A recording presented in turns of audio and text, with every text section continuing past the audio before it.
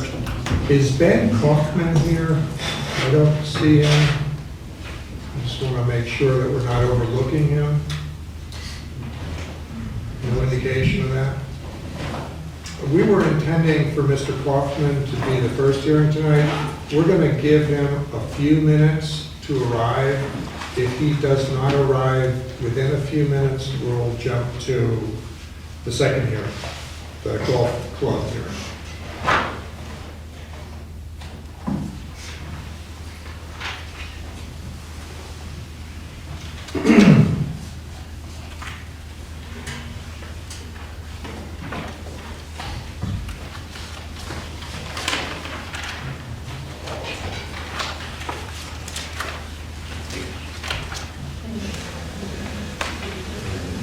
I think she has one.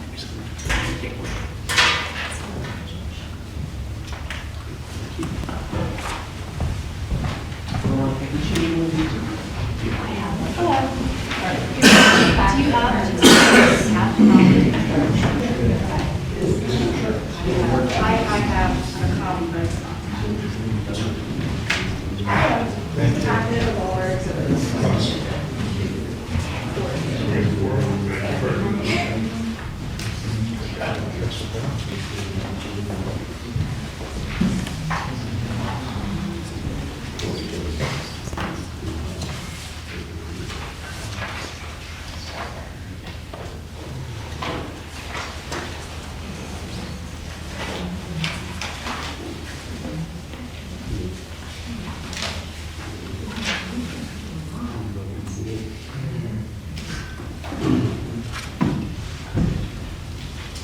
We'll probably show this. That's what I guess.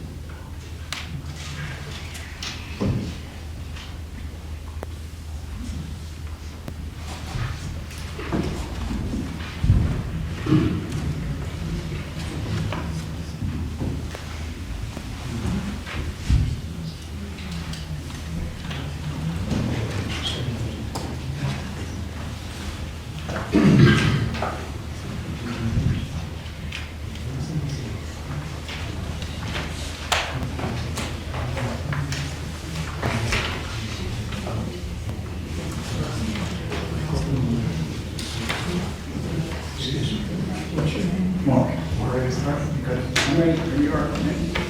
I'd like to call to order tonight's meeting, zoning hearing board on Monday, November 17th. The first item of business, wanted to see if we could get approval minutes from the August 25th meeting. I'll make an approval. I'll second. All in favor? Aye. Meeting minutes are approved. With that, I'll turn it over to our solicitor to start the Honeybrook Golf Club application. All right, thank you. So this is item number 2 of the items listed on our agenda for hearing tonight. My name is Christopher Hartman. I'm the solicitor for the zoning hearing board. With me tonight is the chairman, Mr. Jeff Emberger, John Reel, and David Rogers. This is the place and time designated by notice to consider the application of Honeybrook Golf Club LP for a variance from section 27-907 of the Honeybrook Township zoning ordinance as amended to permit the installation of a golf net in excess of the height permitted in the zoning ordinance. The property at issue is located at 1422 Cambridge Road, number 22-7-91 and 22-7-92, and is located in the Agricultural A zoning district of Honeybrook Township. The property is currently owned by the Honeybrook Golf Club LP. Before proceeding any further, I want to ask if there's anyone present who wishes to be recognized as a party to this proceeding. Party status will give you the right to call witnesses and to appeal the decision of the zoning hearing board. First, we'll recognize the applicant as a party, and the township is always automatically recognized as a party.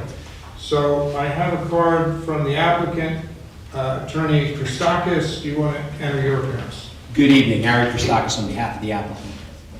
Thank you. And is there another attorney here you wish to enter an appearance? Yes, my name is Veronica Morrison. I'm here on behalf of Jean Dovin, who resides at 701 Park Road in Honeybrook and owns a property at 1570 Cambridge Road. May I approach with my card? Please do so. Thank you.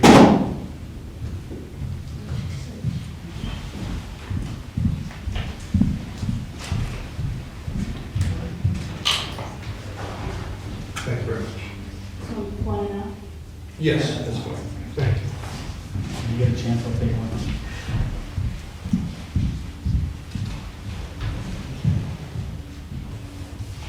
Just to be clear, Attorney Morrison, your client is which Dovin?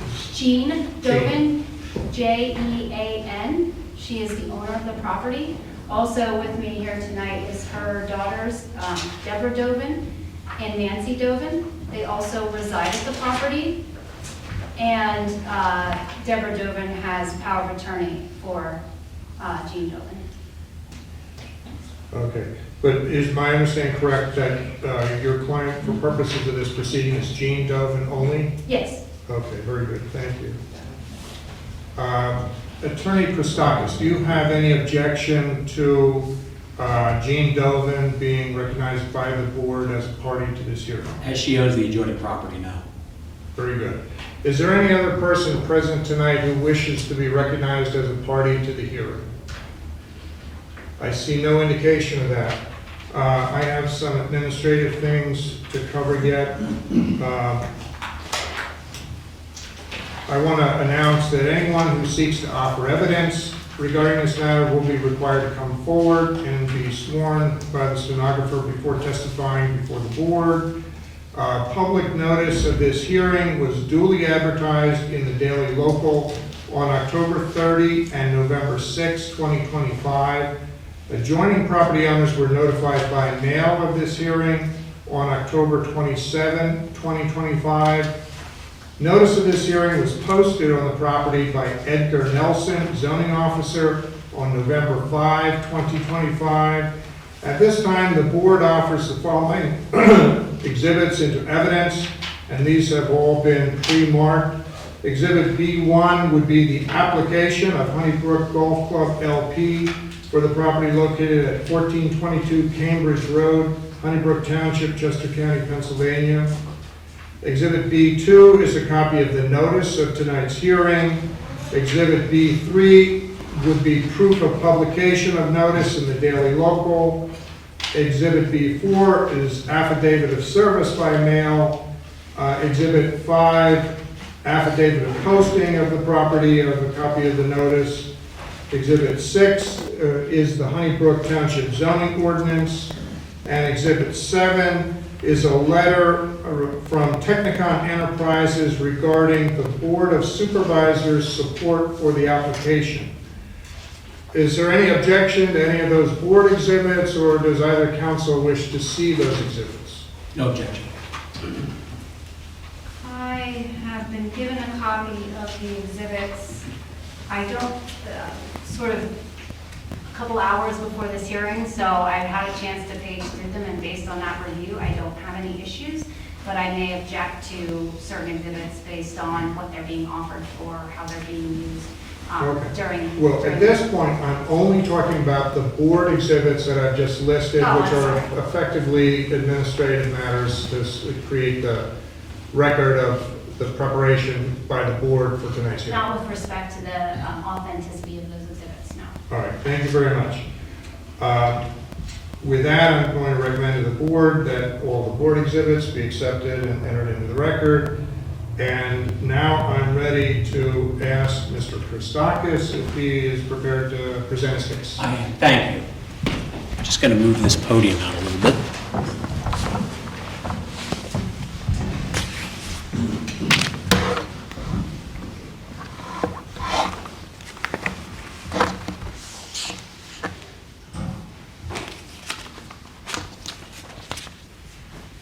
So good evening, I'm Ari Christakis. I'm from Buckley, Bryan, McGuire, and Morris in Westchester.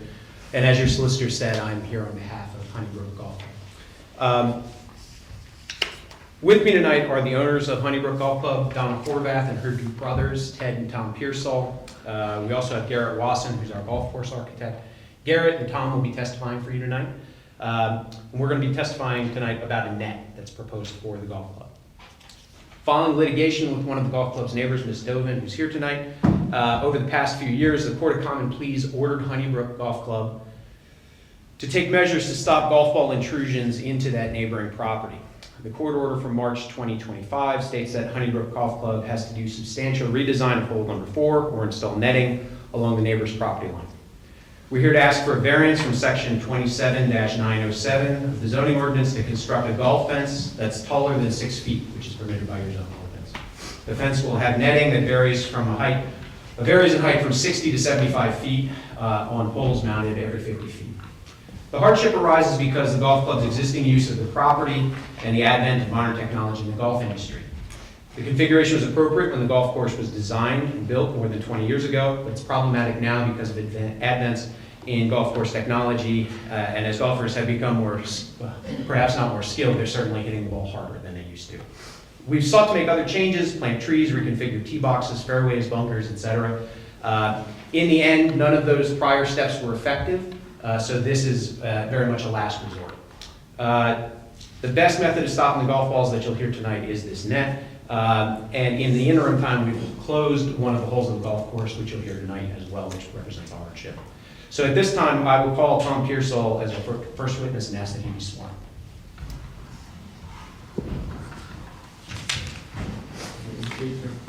Raise your right hand. Do you swear the testimony you're about to give will be the truth, the whole truth, and nothing but the truth? I do. State your name and spell it, please. Thomas W. Pearsall. P-I-E-R-S-O-L. Thank you. Mr. Pearsall, I'm just handing you the pre-marked exhibit packet. So if I refer to exhibit A1, you would pull tab 1 in that list.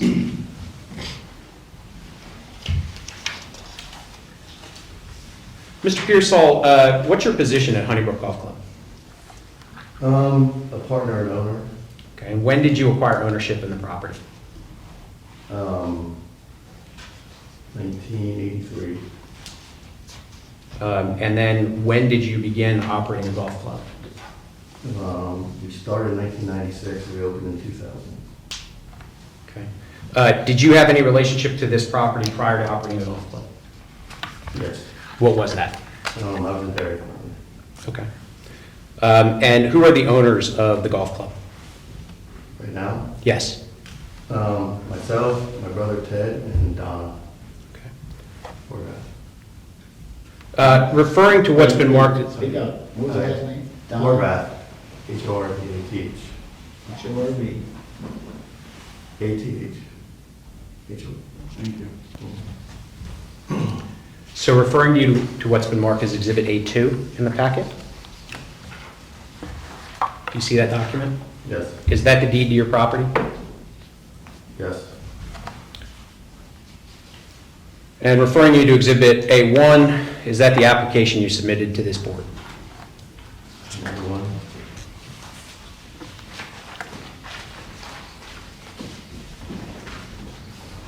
Yes, it is. Can you briefly explain why you need to build a net, your understanding of that? One of our holes borders a neighboring property, and golf balls end up in their property from time to time. And in the past, have you attempted to make changes to try and stop or reduce golf ball incursions into the neighbor's property? Yes, we have. When did you undertake those changes? 2 years ago. All right. And looking at Exhibit A3, Yes. Are these pictures of the hole in question? Yes. Did you take these pictures, or were they taken under your supervision? Taken under my supervision.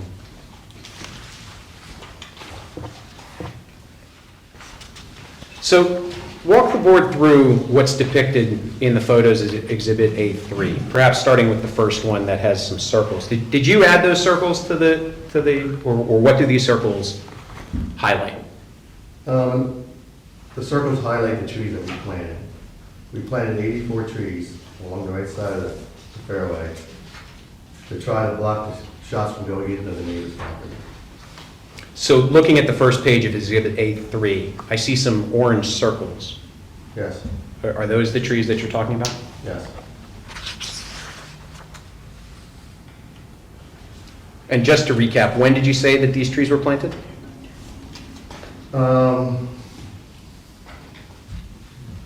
About 2 years ago. Okay. Flipping to Exhibit A4. What are these pictures of?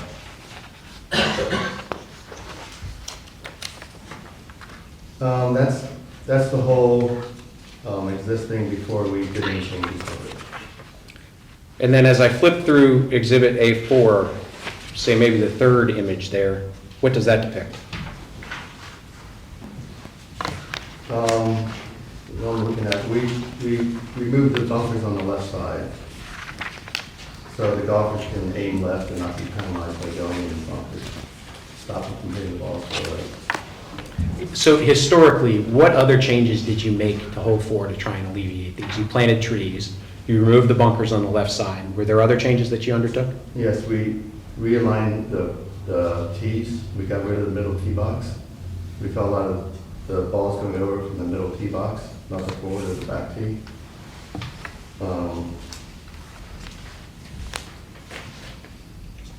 Plus the 85 tree, or 84 trees that we planted.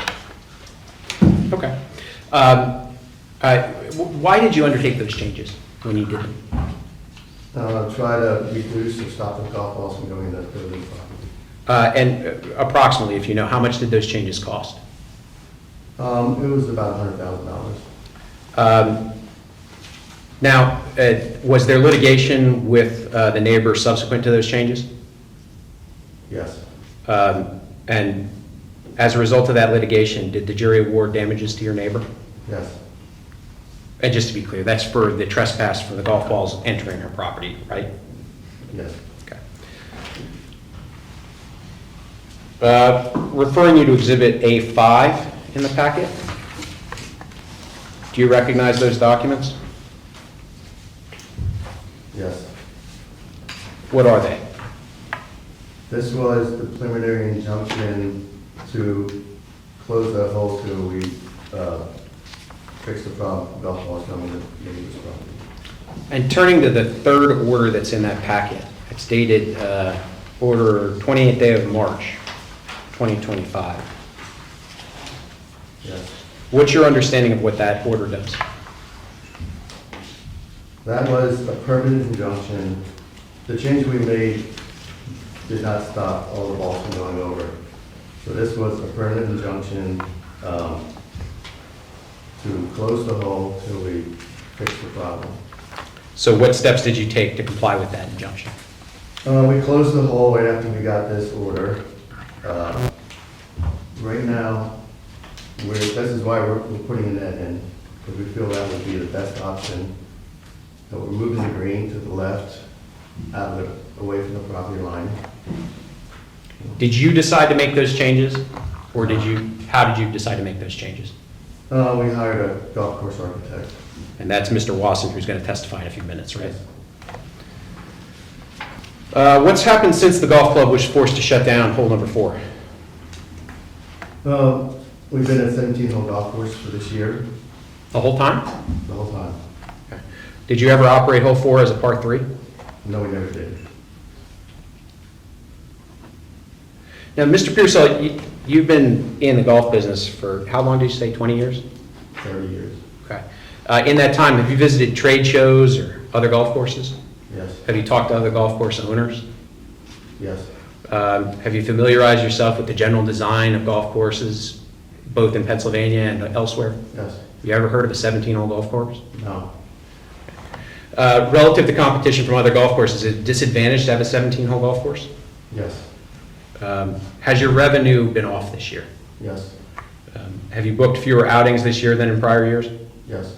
Is that because you have one fewer hole than every other golf course? Yes. Are there other factors that could be at play there? To the reduced amount of rounds. Sure. We do a lot of tournaments that people will need 18 holes. It's like, you know, you can't play 8 holes of baseball, it's 9 innings. So 18 holes is a championship tournament golf course, which we have. Okay. And what did you hire Mr. Wasson to do? To come up with a design to stop the balls from going into Dove's field. And I'm just going to ask you to characterize your understanding of what he's designed. How would you describe, I will ask you, to characterize your understanding of Mr. Wasson's design? Can you briefly describe what you would expect Mr. Wasson's design will do to your golf club? And it will enable us to have 18 holes of golf game. What makes you confident that this will solve the problem? Just, I think, a net or a wall between us will reduce a lot of the balls, or stop the balls, and just the angle of the green, that be hitting away from the property now. How much do you anticipate that building the net will cost the golf club? About 400,000. That's a pretty significant amount of money. Do you think you have a significant problem? Yes. Yep. And is there anything else you'd like to add to your testimony tonight? No, I don't. All right, I have no further questions, Ms. Witness. Attorney Morrison, do you have any questions for this witness? Yes, I do.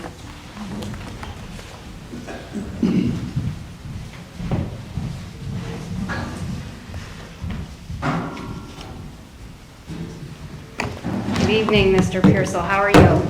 Okay. And you heard my name is Veronica Morrison, and I represent the Dovins, Yes, I know. specifically Jean Yes. Dovin. Yes. And you recall meeting me in prior litigation, is that right? Yes. Okay.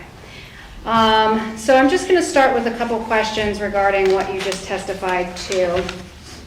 I just wanted to clarify that you testified that you purchased the property in 1983, is that right? Yes. But Okay. And you began operating it in 2001, correct? 2001, right? 1983 is when we started farming. So Dad owned the farm then, but we eventually inherited from him. Right. So, okay. So 1983, then you started operating in 2000 to 2001, correct? Yes. And there was testimony at the underlying trial in this matter that my client owned the property since she owned her property, both properties, before you started operating the golf course. Isn't that right? Yes. Okay. And you testified to changes in the design that were made. And there might have been a little bit of confusion about when that occurred. Those changes were only 2 years ago, correct? 2 to 3. 2 to 3. But the litigation was filed long before that, isn't that right? Like a year before that. Year, 2 years? It was- Objection has been answered. Said it was a year before. Okay, but you recall that there were efforts made prior to us filing the litigation to resolve this matter amicably? Yes. And that there was testimony at the trial about that? I Do you believe so. recall that? And do you recall there being testimony that the litigation was filed because there was no resolution? Do you recall that? Well, we attempted to change the course After the litigation was filed, correct? between the 2 injunctions, yeah. And in fact, that was only the year that the actual jury trial was held, correct? Yes. Okay. And the jury trial was held 2 years after litigation was filed. Were you aware of that? I guess. Okay.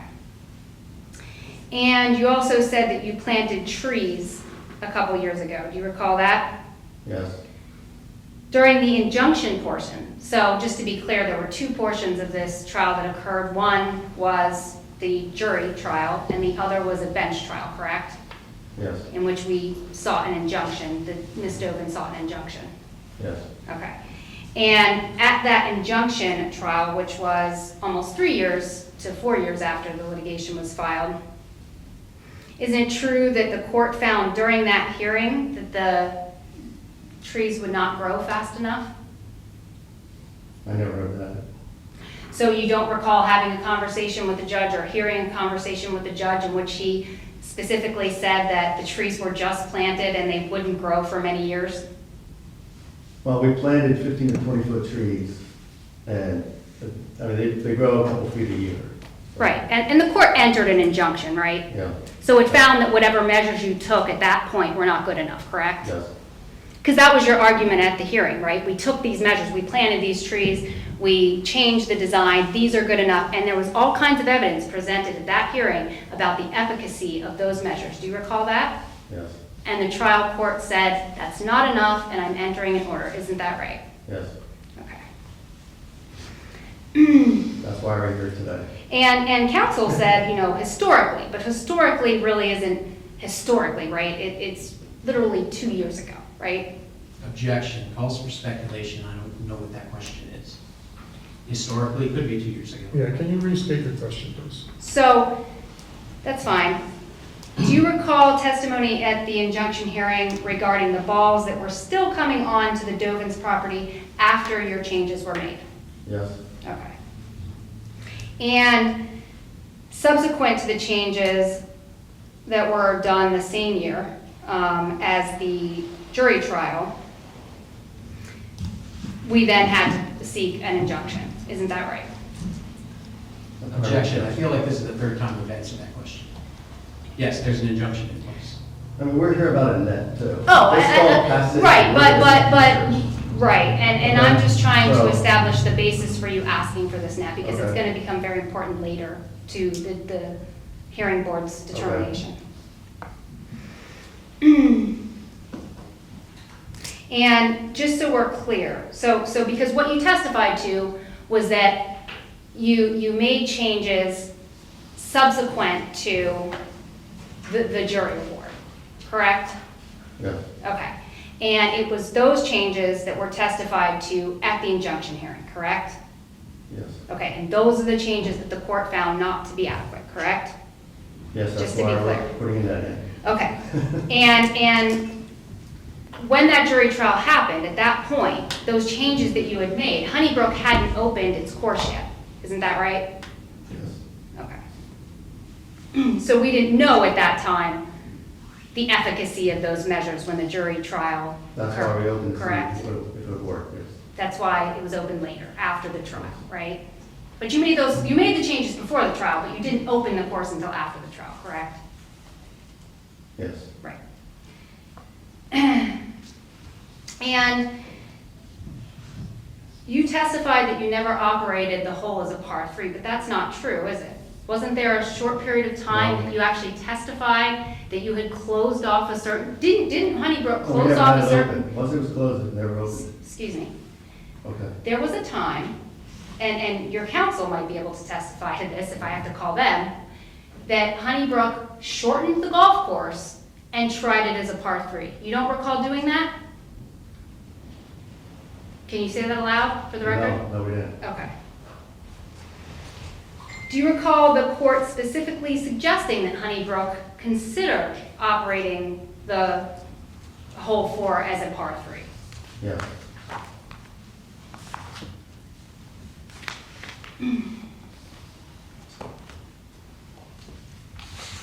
Now, you are testifying, you've just testified to the application tonight, correct?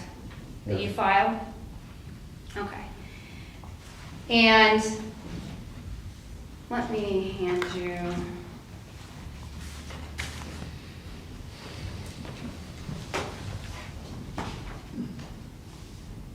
Exhibit.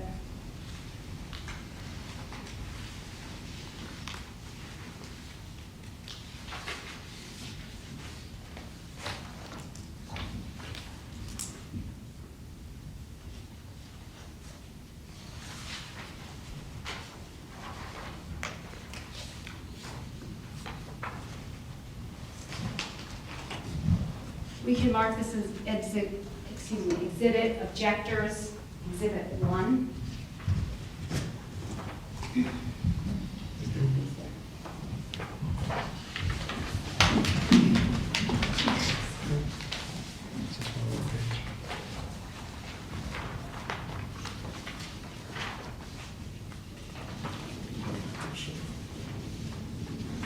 You have one more.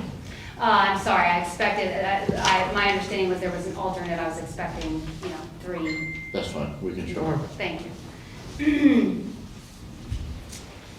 So do you recognize these images as printouts from Chesco Views, a public government website for identifying the location of certain tax parcels?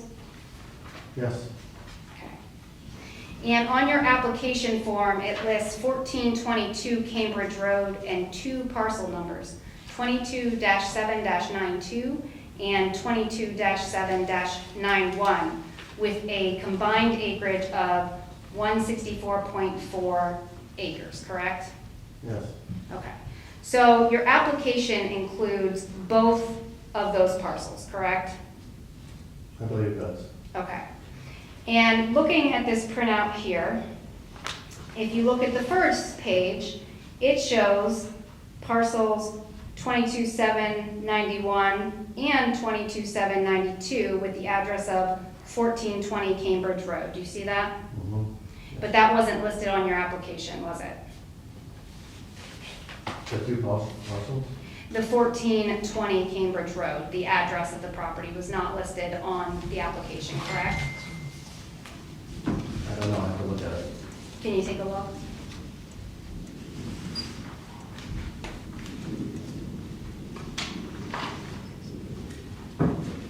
That's 1422 Cambridge Road. Okay. And so as the parcel mapper shows, you can look to page 2, it has 22-792 also at 1422 Cambridge Road, correct? Yes, Okay. So I'm not disputing that 1422 Cambridge Road is a physical address for this property, but doesn't it also appear from this public government website that 1420 Cambridge Road is also associated with the 2 parcels? yes, that's the house I live in on the property. Okay. And so what I want to know is, was the list of people notified, was that based on the 1422 Cambridge Road address? Yes, So as you sit here tonight, can you be 100% certain that if an audit is done of the people to whom you sent notice of the application, that everyone within 500 feet of 1420 Cambridge Road, if on the same street, or 200 feet of 1420 Cambridge Road, not the address listed in your application, the address you just said you based the addresses on, was notified in writing of this application? yes, So stated differently, you're 100% sure that anyone on Park Road, so if you look back at the parcel identification, you can see that 22-7-91 fronts on Park Road, correct? so the address of 1420 is in the middle of the property of the golf course.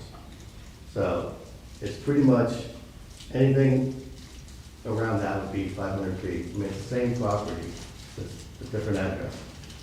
Okay, so as it shows on the parcel map, it's at the southern, or I think if this is north The 2271? aimed up. Yeah, 22-7-91. Do you see that? Yes. Okay? It's next to, but it fronts on Park Road, correct? Yes, Okay.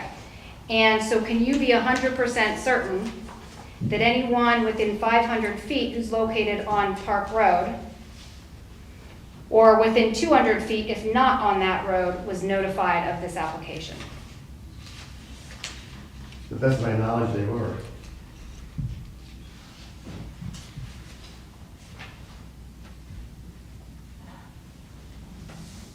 But you based the 500-foot requirement on the address of 1422 Cambridge Road, correct?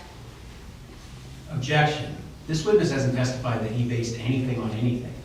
He didn't send the notices himself. I Didn't did say ask that. him that question, so please stop reframing the questions. We could read it back in the record, but I specifically asked him, did you base the notices on the 1422 Cambridge Road address? And he said yes.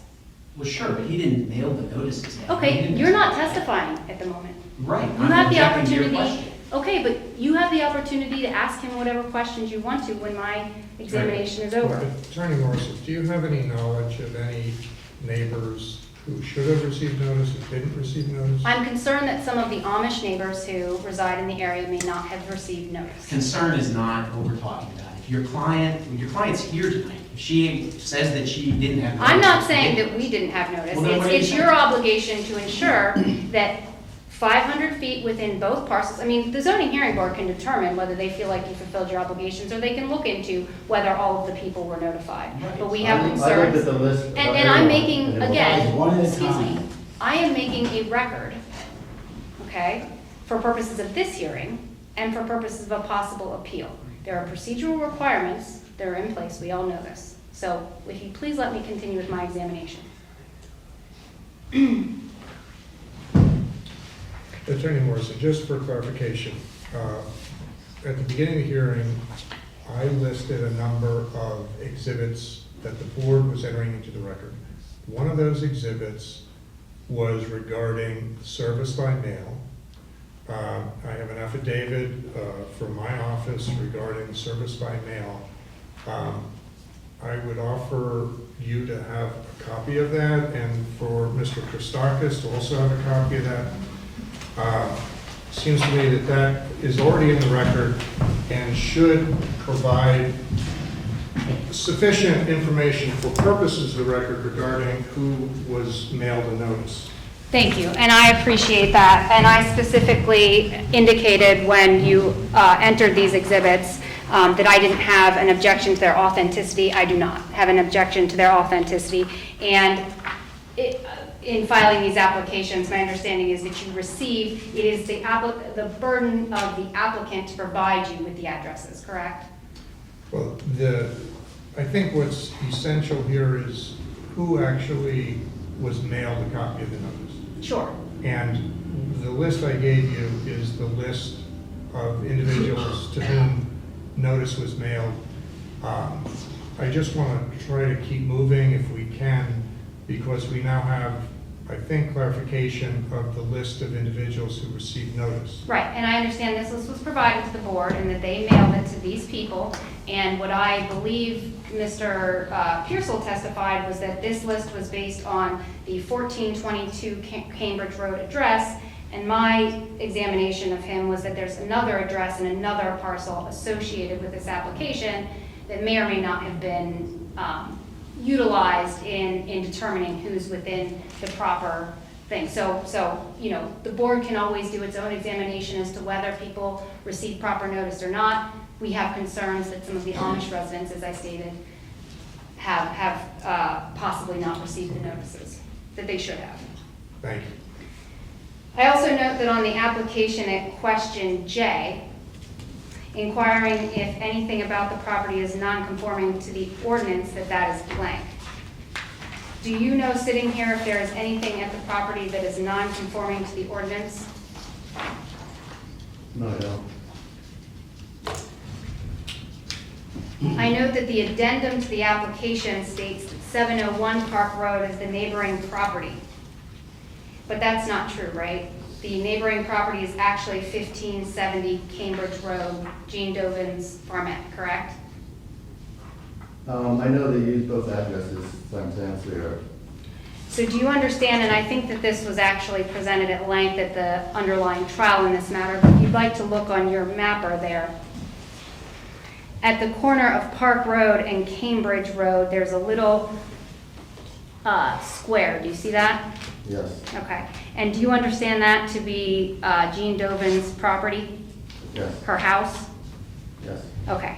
But the property that is surrounding that, 22-7-92.1A, do you understand that the address of that property is 1570 Cambridge Road? yes. Okay.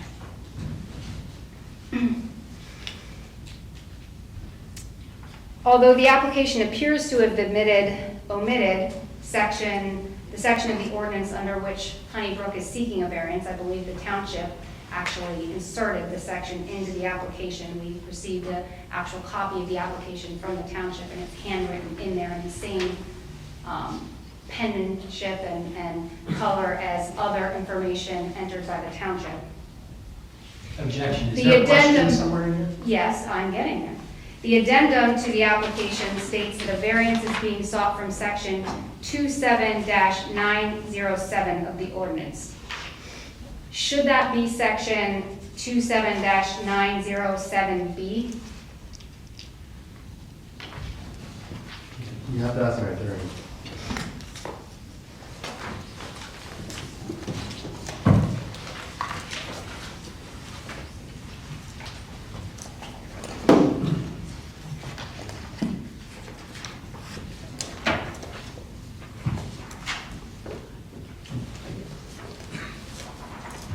This will be marked as objectors exhibit 2.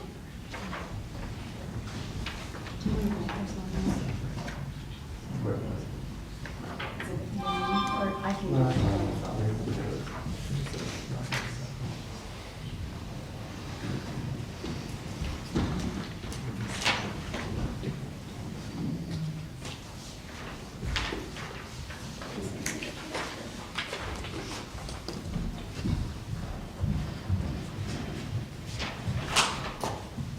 Thank you.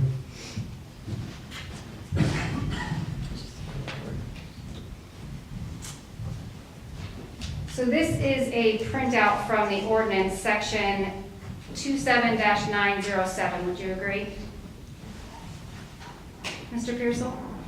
Yes, Is that what it says at the top? yes, And it says Township of Honeybrook, comma, PA, correct? yes, And if you look down at the bottom, it says downloaded from, and it has a website that references eCode 360? yes, Okay. And so this is the section that is listed on your application from which you are seeking in the addendum. Your addendum actually states that you're seeking an application from, or a variance from 27-907. Do you understand that? yes. Okay. I just asked you if it should be from subsection B. Can you read Objection. that? There's nothing that this witness has testified to that suggests that he has any legal knowledge that would say whether he can testify whether it should be B, or the whole section, or otherwise. It's beyond the scope of his original draft. He submitted the application. Yes. Presumably, somebody reviewed it and knows what they're asking a variance from, I would hope. The addendum is signed by me, his attorney. He did not prepare this. It doesn't have any indication that he did. So do you want me to call you and ask you questions about the application? No. What question do you have about the application? My, What section we're asking for a variance from? 907. okay, and what about sections, I mean, this is ridiculous. He should know what he's requesting a variance from. He's here to testify and authenticate the application. That was the purpose of his A testimony. little puzzled, Attorney Morrison. It seems to me that each paragraph of 907 is part of section 907. I understand that, and what I'm trying to establish respectfully is what about these other sections are they seeking a variance from? Is it just the height stated in B, or are there other aspects? Because it's important for the record for us to know whether there are other aspects of this section of the ordinance from which they are seeking a variance. I mean, it should be integral to the board's consideration of the application. It would be clear from our presentation exactly what we're asking for relief from. It's clear from the content of the addendum, and it's not that complicated. We're asking to exceed the maximum height that's permitted. That's it. Now, if the board fashions the relief however they would like, they can fashion it as a variance from subsection B, they can fashion it as a variance from the entire section. That's up to the board. The question is whether there's adequate notice to your client. The notion that you're raising notice for other clients and you're here suggesting Okay, that so we've that asked for a was- variance from the wrong section. Excuse me, One at a that was time. several minutes ago. And if you read the ordinance, section A says fences, walls, and hedges that are in conformance with this chapter and other applicable ordinances are allowed. Fences and walls shall be constructed within the property lines of the lot being enclosed by such fence or wall. So one question is, are you seeking a variance from it having been enclosed within your property? We're seeking a variance for the height of the fence. Okay.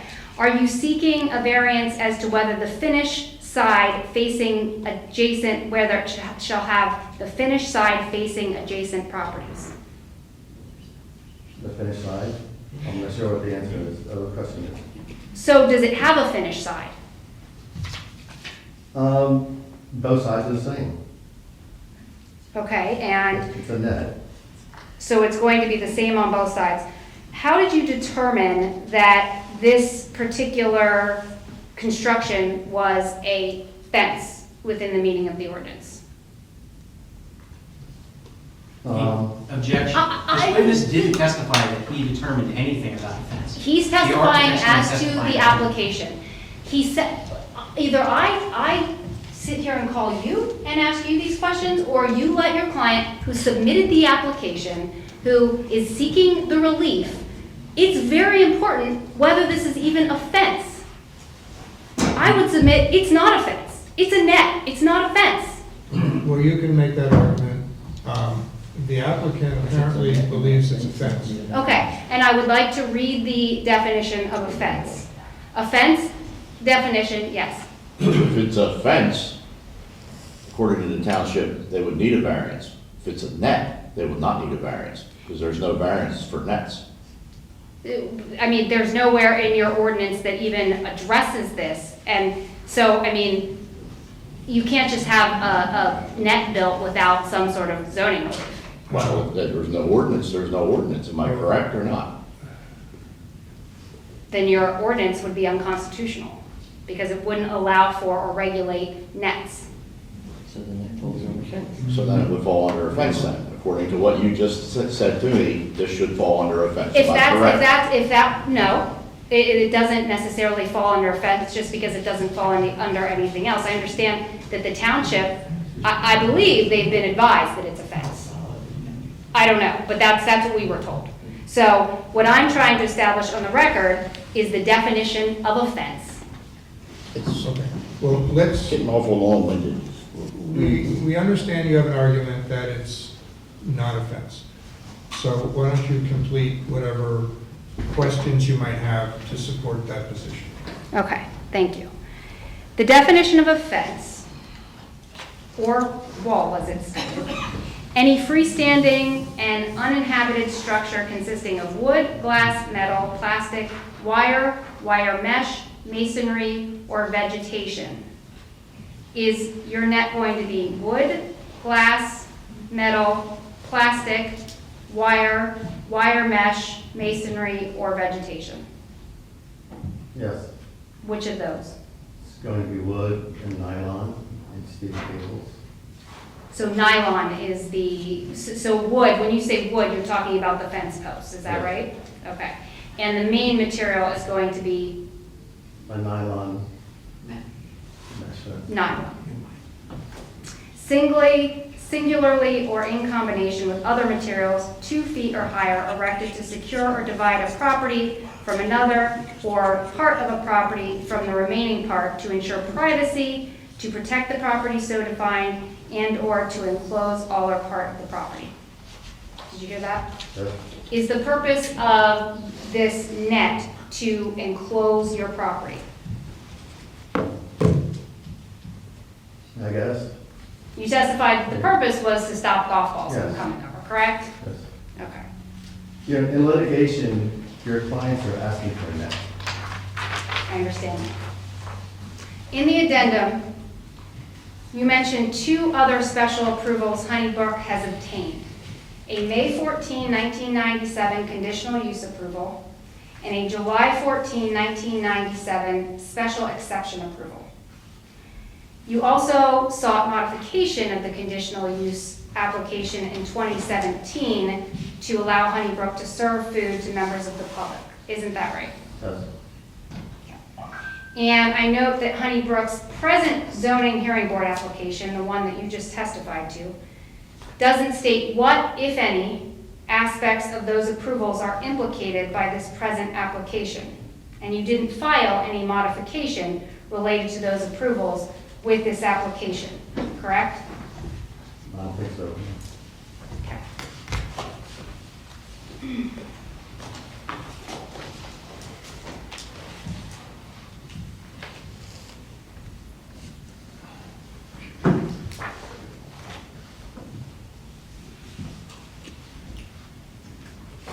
Do you have any more questions for this witness? Yes. Thank you. Handing you what smart projectors exhibit 3.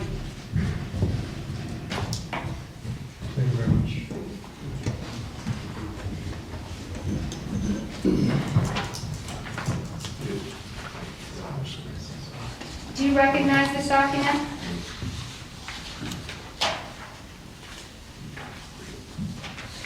Well, let me put it this way. If you look at the bottom right, there are what's called bait stamps on the property, or on the document. Do you see that? On here? Mm-hmm. See how it says Dovin 00049? Yes. Okay. And those appear on all of the pages, correct? Well, there's different numbers. Right, but the bait stamp is on the document, correct? What kind of stamp is it? A bait stamp? It's a bait. Do you recall during the trial that we talked a lot about bait stamps, where parties that produce documents put bait stamps on them that identify the party who produced the document? Okay. Yes? Okay, so just so the board understands that Ms. Dovin presented this document to you during the course of discovery in the underlying trial. Do you have any reason to disagree with that? No, I don't. Okay. And the date at the top is August 30, 2017. Do you see that? Yes. And there's a letter here that references a conditional use application modification. Application for a modification. Do you see that? Do you read the first line, second line? Yes. Okay. And behind that is what is identified as attachment for conditional use application. Do you see that? Yes. Okay. And it's submitted by the same people who wrote the letter, correct? Yes. Okay. And if you page through that briefly, do you understand that this was an attachment to your conditional use application? The modification for the conditional use application that I just referred to that you filed in 2017? Yes. Okay. If you could turn to what is bait stamped, just because it makes it easier for reference purposes, to Dovin 20.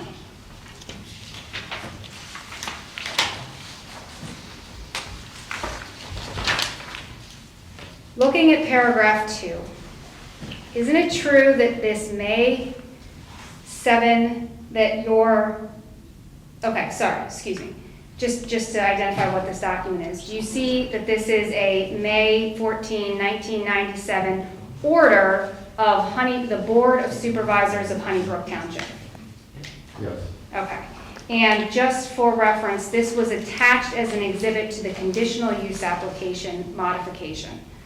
This was what you were seeking to modify. Do you understand that? Yes. Okay. And looking at paragraph 2, this order of the Board of Supervisors of this township requires Honeybrook to, at all times, comply with and adhere to the evidence presented to the board, including but not limited to the plans and materials submitted at the conditional use hearing. The township understands that said plans will be slightly modified based upon engineering considerations, but the plan as finally approved shall substantially conform with the plans and exhibits offered at the hearing held in this matter. Did I read that correctly? Yes. So through this variance application, Honeybrook has submitted, and it shows a significant modification Objection. for, Calls for legal conclusion.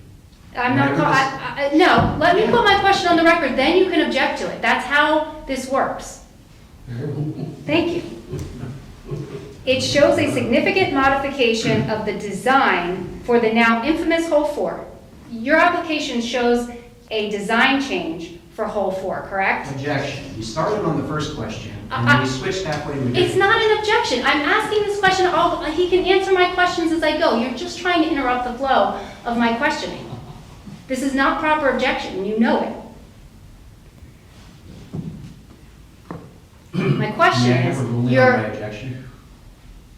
Restate your objection, please. My objection is that, to the form of the question, she asked one question and then changed, and he never had an opportunity to answer the first question, so I'd hope that she asked another. I didn't finish the first question. I'm asking a different question. Okay. The question that I'm asking, All right, let's just ask one question at a time, let the witness answer it, and then ask another Thank question. your application that you've submitted to the township tonight, to the zoning hearing board, shows a design change for hole 4, correct? Yes. Objection. And it, Why, how does it show a design change? That calls for a legal conclusion on this order. no, the problem is that the order says you can't change the design, but It your does. It says we documents can are gonna change the show that design. the design changed. But it doesn't say that we can't change it at all. All right, Attorney Christakis, you'll have a chance for redirect, and you can then guide or walk through with your client what clarifications you want. I'd like to see us move forward with the testimony and try to make progress. Understood. Thank you. Thank you. You've looked at the diagram that you've submitted tonight with your application, correct? Yes. And isn't it correct that that shows a design modification for hole 4? You talk about the net? No, I'm talking about hole 4. Yeah. It changes Well, that's all where, hole it 4. changes where the hole is, doesn't it? We're moving the green also away from your property. Right, so you're changing the design of hole 4, And correct? here it says. I'm just asking you a question. Can you just answer my question? One at a time, please. Has to be one of the. Can you answer my question? I am the one asking you a question, and I'm asking for an answer. Didn't you change the design of hole 4 with respect to this application? That was part of the judgment.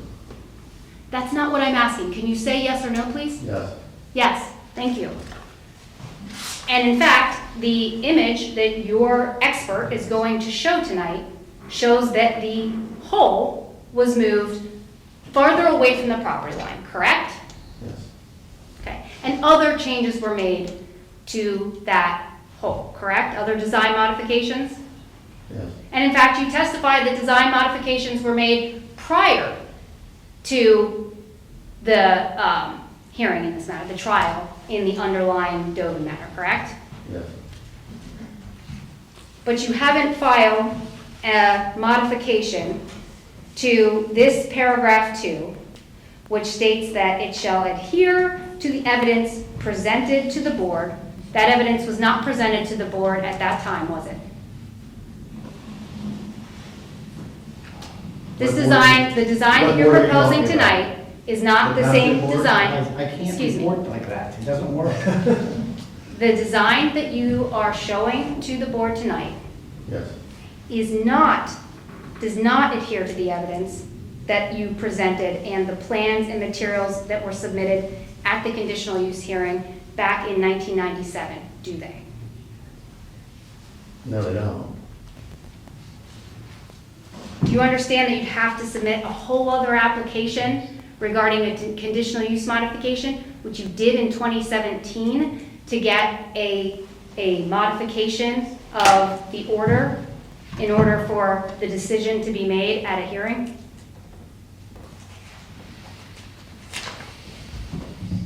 In 2017, what was that? That was for the That was- restaurant, wasn't it? It wasn't anything about the golf course. Yes, my question is, do you understand that to get a modification of this order, you would have to submit a conditional use modification application, which you in fact did for another change that you made in 2017? Yeah. And do you understand, did you attend a hearing in 2017 related to this conditional use approval modification? Yes. And you haven't had a hearing regarding any conditional use modification with respect to this relief that you're seeking from the board, have you? No.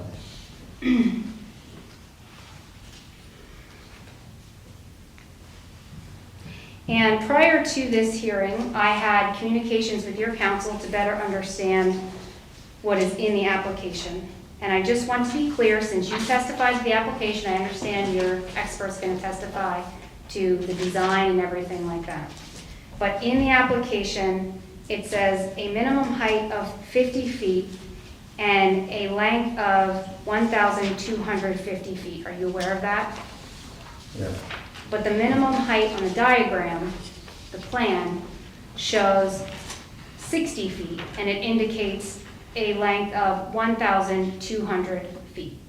Is that Yes. right? And is it your position that the diagram governs the relief that Honeybrook is seeking tonight? And another question I asked your attorney was whether ballistic testing was performed in connection with the application. Do you know what ballistic testing is? Yes. What is it? When you shoot a bullet into something, Okay. Do you know that in parlance, common, so when you're shooting something, correct? You test where it might go, what happens to it. Is that right? mhm, Okay. And in this case, there was some testing done on the material of the net, is that right? I'm not an expert witness on this area. Okay, but are you aware that certain testing was done regarding, at some point, I'm not even saying with respect to this net, but that some testing was done on the net material? Yes, Okay. Did you receive any documents from your expert showing any analysis that was done as far as the trajectory, the anticipated trajectory of golf balls? it's for the expert. Did you receive any documentation from your expert? He's your expert, correct? He submitted those plans showing us what type of net to put up. Okay, so he submitted plans. Yes. Did he provide you with any other documentation No. showing any type of testing that he did regarding the trajectory of golf balls? No.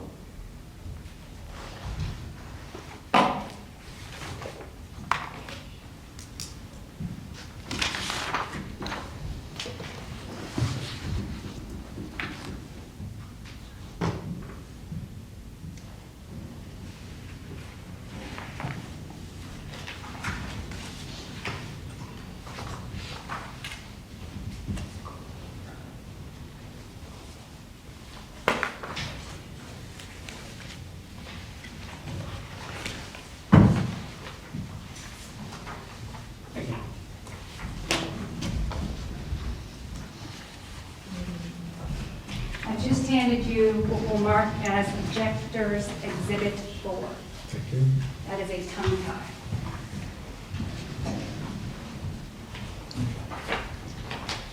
Does this appear to be a printout from Coastal Netting Systems?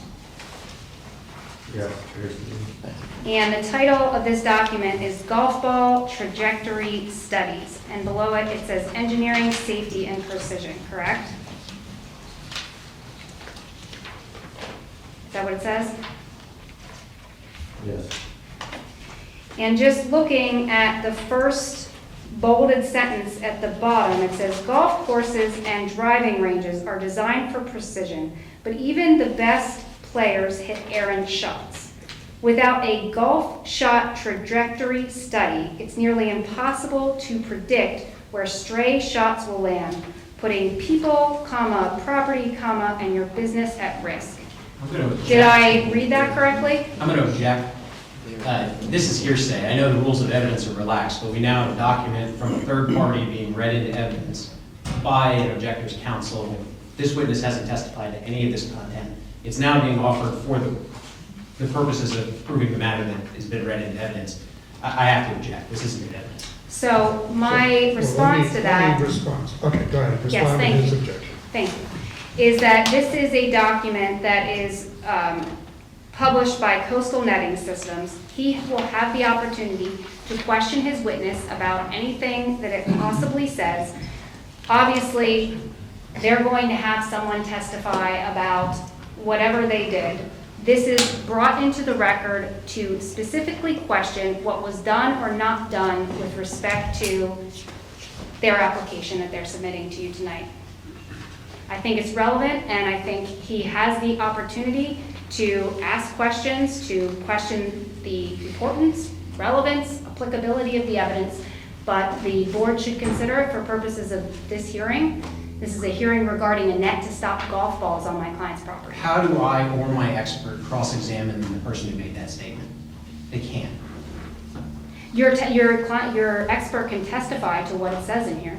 Yeah, but you and whether can't- he agrees. I can't cross-examine the person who's made the statement that you're reading into the record. Cross-examination is not something at zoning hearing boards of documents. Sure it is. I'm- Your expert can testify to whether he agrees to this stuff or not.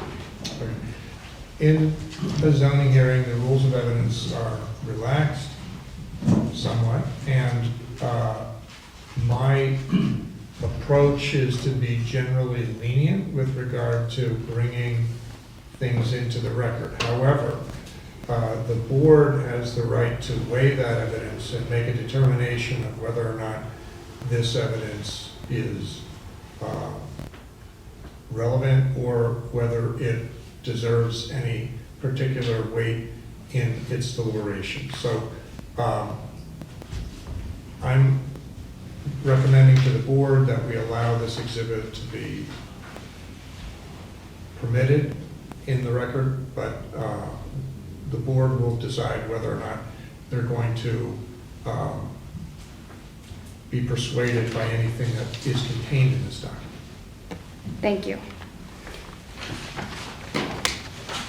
Just turning to the second page then, if you flip it over at the top, it goes on to say, with the increasing proximity of homes, businesses, and urban developments near golf courses, a golf ball flight trajectory analysis is no longer optional, it's essential. You need a data-driven approach to designing protective netting that enhances safety, optimizes performance, and minimizes liability. Did I read that correctly? Yes.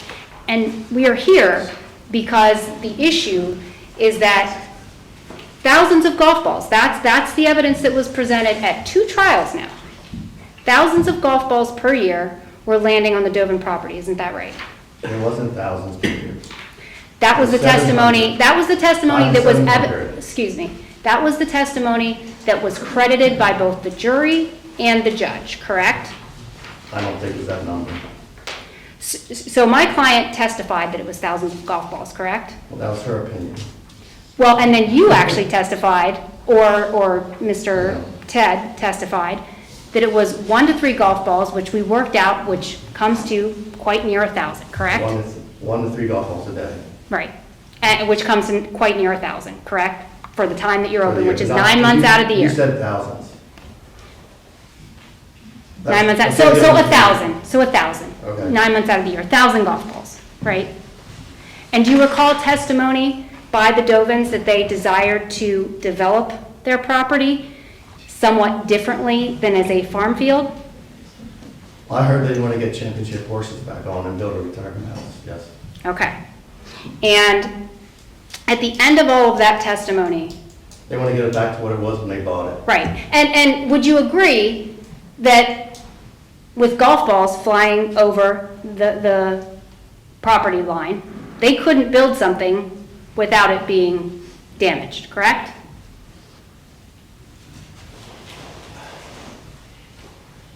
You're under oath. We affect 150 feet along your property line. You own 30 acres there. There's plenty of room to put a house if you had to put a house. And actually, there was testimony regarding the area that it covered, correct? Yes. And Honeybrook was forced to pay over $200,000 in diminution in the value of that property because of the area that the jury determined was covered by the golf balls, correct? Yep. Thank you. No further questions. Yeah, we hired. Oh, wait, and I'm sorry. I do have further questions. We hired a netting company. They came out and looked at what we planned is what they recommended. Right. And let me just ask you, you're not changing it to a par 3, are you? No. And that's based on your fear, as you testified in your opening testimony, that reducing the par 4 or 5 to a par 3 would not put it in conformance with other golf courses, correct? That's correct. And so it would devalue your property, right? If you had to move it to a Yes. par 3. Yes. Okay. And let me just ask you, you understand that in seeking a variance, you have to prove to the township that you are suffering a hardship that was not of your own making. Do you understand that? Yes. Okay. What is your hardship? Objection. No. What is your hardship? What's your objection? My objection is that it calls for a legal conclusion. Hardship's a legal term in Pennsylvania law. No. He's not entitled to it. An applicant has to prove hardship at the hearing. If they don't do it, But it this has to be applicant denied. doesn't have to testify. This particular witness doesn't have to testify. So who's going to testify to that? You told me there are 2 witnesses. Well, he already has. So what is the hardship? If he already has, then why are you objecting to my question? Part of the standard for the variance is hardship. So I think it's appropriate for this witness to be asked the question. He can provide whatever answer he is capable of. Okay. The hardship is that we have a 17-hole golf course, and it's not a championship golf course anymore, and golfers just don't want to play a 17-hole course. And let me just be clear about this. You chose to develop it as a golf course, correct? Yeah. And you actually designed, Honeybrook designed the golf course, didn't it? An architect did, yes. Okay, and then you implemented that design. Yes. So those were choices you made, correct? Yes. So, let me just be clear that, I'll hand this out. Anything else for this witness? Yes.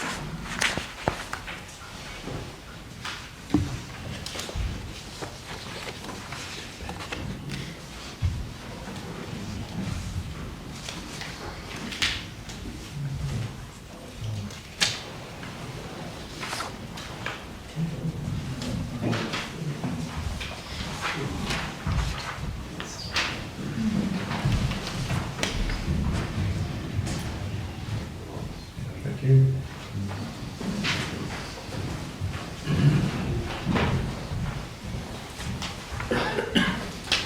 So just to be clear, you just testified that Honeybrook decided, Are we marking this as objector exhibit 5? yes, this, please note for the record that I've handed the witness what will be marked Objectors Exhibit 5. So, just to be clear, you just testified that Honeybrook decided to develop it as a golf course and decided to implement the design that was presented to you by an architect, correct? Yes, we hired Okay. a professional architect. Right, great. I just handed you what is known as Section 27-1409 of the Township of Honeybrook, PA zoning ordinance. Do you see that? Yes. And the title of this says granting of variances. Do you see that? Yeah. And below that, it explains what an applicant must prove in order to be granted a variance. Do you understand that? It says specifically, the board may grant a variance, comma, provided the following findings are made, comma, where relevant, comma, in a given case. Do you see that? Did I read that correctly? Is that the first sentence? That's the second sentence Second sentence. Okay. of A. And just looking to A3, it says that such hardship, unnecessary hardship, has not been created by the applicant.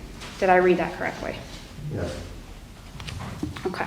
And there's other sections of this that apply here. So subsection 1 says that there are unique physical circumstances or conditions, including irregularity, narrowness or shallowness of lot size or shape, or exceptional topographical or other physical conditions peculiar to the particular property, and that the unnecessary hardship, which is when you can get a variance, is due to conditions and not the circumstances or conditions due to such conditions, and not the circumstances or conditions generally created by the provisions of this chapter in the district in which the property is located. Did you follow me there? Yes. Okay. With respect to your property, it was designed according to its characteristics that existed at the time, correct? Yes. Okay. And you came to the board of supervisors, and you presented testimony regarding how you were going to design it, correct? Yes. And again, you haven't submitted a modification for that, correct? No. Okay. And then it goes on to number 2 and says that because of such physical circumstances or conditions, there is no possibility that the property can be developed in strict conformity with the provisions of this chapter, okay, meaning the zoning ordinance, and that the authorization of a variance is therefore necessary to enable the reasonable use of the property. Did I read that correctly? Yes, but I don't know if I understand it or not. Well, have you presented any evidence that there is no possibility that you can develop your property in accordance with the zoning ordinance?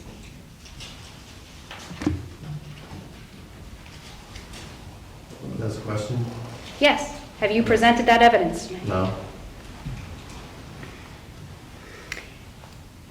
Did you do any evaluation as to how this net would affect Ms. Dovin's property value?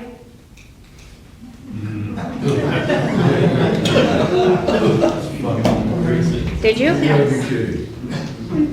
Well, this net is used all along developments and houses, so I don't. I'm think it asking you a affects specific question. Why? Did you do any analysis as to how the netting that you are asking the zoning hearing board to allow you to install would affect the property value of Ms. Dovin's property? And I'll note for the record that the audience just laughed, but there's actually specific requirements in the zoning ordinance, and I saw you laugh too. I was speaking to a board member, for the record. I'll take credit for that. But regardless, that the ordinance actually has certain requirements. So my question to you is, did you evaluate that? No, we didn't have to because it's going to improve the property value. They can get their horses back on it and build their retirement house. Okay, and did you do any evaluation, and I'm talking about this 75-foot net to 60-foot net that you are building within, right, 25 to 10 feet of the property, that's correct? Can you say that out loud? Yes, between 10 and 25 feet. Whether it will impair the appropriate use or development of the adjacent property. Did you evaluate whether your net It's not would going to impair the impair. development? Did you consult? Wait, counsel. I can't get his answer when he Sure, answered what go you're still ahead. questioning. Go ahead. What was your answer? I was not. It's not going to impair it. Okay. Did you consult with any experts, any appraisers, any realtors regarding that conclusion that you just stated? No.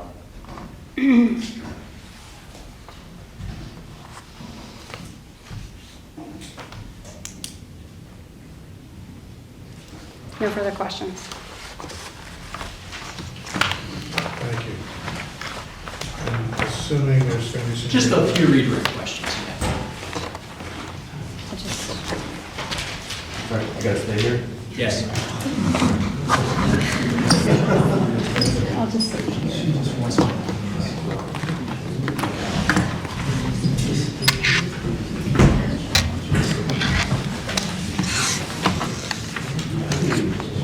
Mr. Just a moment. Mark, let me know when you're ready. I'm good. You're good. All right, I'm going to ask the audience to please keep it down and be attentive to what's being said up here. I appreciate that. Thank you. Mr. Pearsall, just a couple of follow-up questions.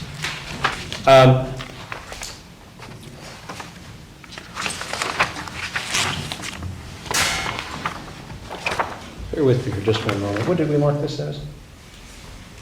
I believe that was 3. 3. Thank you. So, Mr. Pearsall, I want to refer you back to what's been marked as 03, what Ms. Morrison just handed up for you.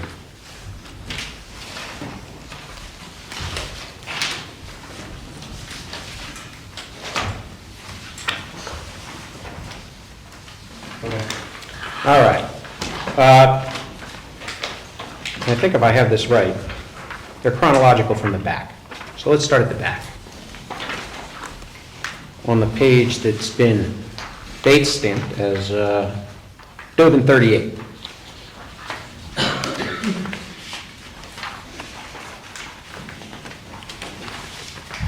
This is the decision of this zoning hearing board regarding a special exception for the golf club. Is that right? Take a second to familiarize yourself with that if you don't mind.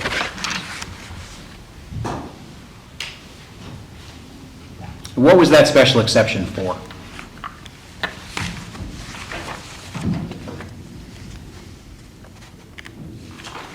To permit construction of a golf course related facilities in a flood hazard district in Honeybrook Township.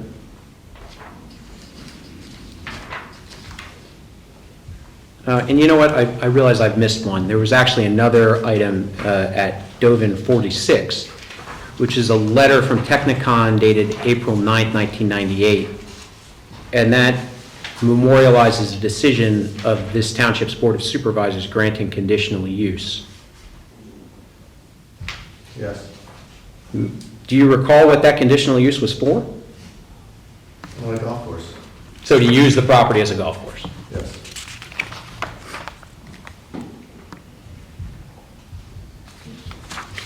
And then there was the special exception that we just talked about.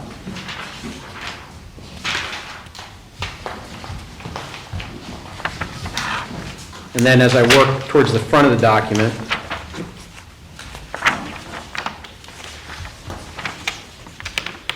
I just want to make sure I don't miss one.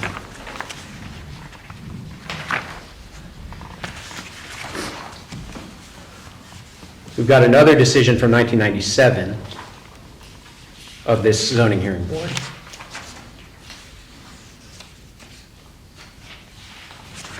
And what was that special exception for?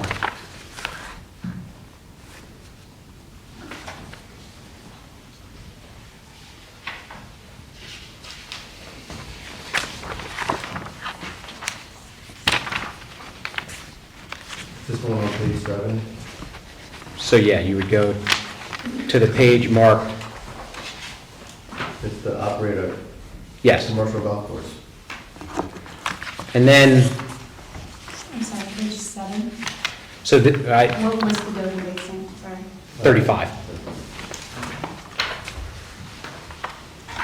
And then coming back to Dovin 21,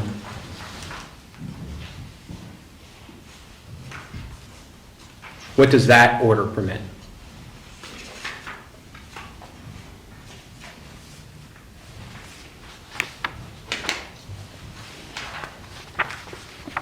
For a conditional use to operate as a golf course open to the public. Okay. And then in 2017, which is at the front of 03, what was that request for? To open our restaurant up to the public. So just so I'm clear, when you originally obtained approval, you represented to the Board of Supervisors that it would not be open to the public. The food was only for golfers. And in 2017, you opened food up to the public as well, right? Okay. Mr. Pearsall, is the Board of Supervisors of Honeybrook Township aware of this application? Objection, calls for speculation.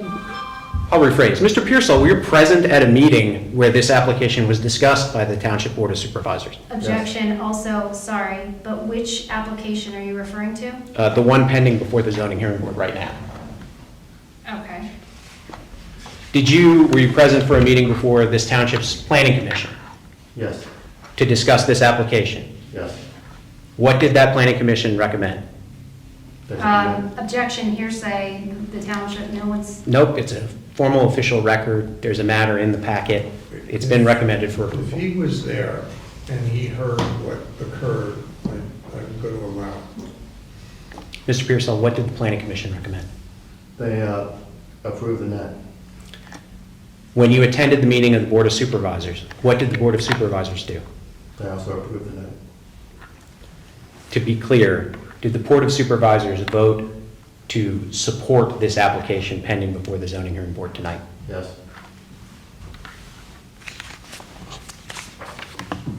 Mr. Pearsall, are you aware of the distinction between dimensional relief and use relief under Pennsylvania zoning law? No. calls for a legal conclusion. He answered no. I was just kidding. Thank you. No further questions. Thanks, just Thank you. short follow-up. So just to be super clear, if you turn to Dovin 23, which is the special exception application,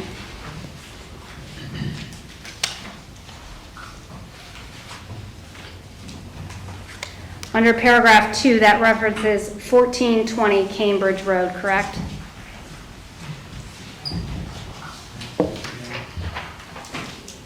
So you look at Govan 23, you said? Yes, Dovin 23, it indicates 1420 Cambridge Road there, correct? That was before, that was the address we used before we got the business up and running. Okay. And Which is still my house today. okay, understood. And your council just asked you about the Planning Commission and the Board of Supervisors and what they recommended, correct? Yes. Do you understand that it's the zoning hearing board's obligation to make a decision on your application and whether it meets the criteria that is required for approval? Yes. And just to be clear, you have provided no testimony that you at any time submitted any kind of conditional use modification or anything that would allow you to change the design under the order that you testified to of the conditional use application that you originally submitted for this use. I'm going to object to the question. It's asked and answered. Okay. Well, we didn't change the design of the golf course. Your current application does not include a design change? Well, on that, The whole is not changed? we moved the green. You testified in your opening testimony that you changed the design. You said it several times. Do you recall that? Well, by adding trees and moving bunkers, I guess we did change the design. And you moved where it actually lands, isn't that right? The green. Yeah, you moved the Yeah. green. Okay, thank you. Thank you. No further questions. Thank you. Mr. Pearsall, you're finished. We also got approval to move the green to the township. Okay. Mr. Christakis, do you have another? I do. I asked that Garrett Lawson be called. Thank you. He has one delay. Yeah, well, Let's take 5. can we adjourn for 5? Yeah, we're going to take 5. We'll be back in 5 minutes.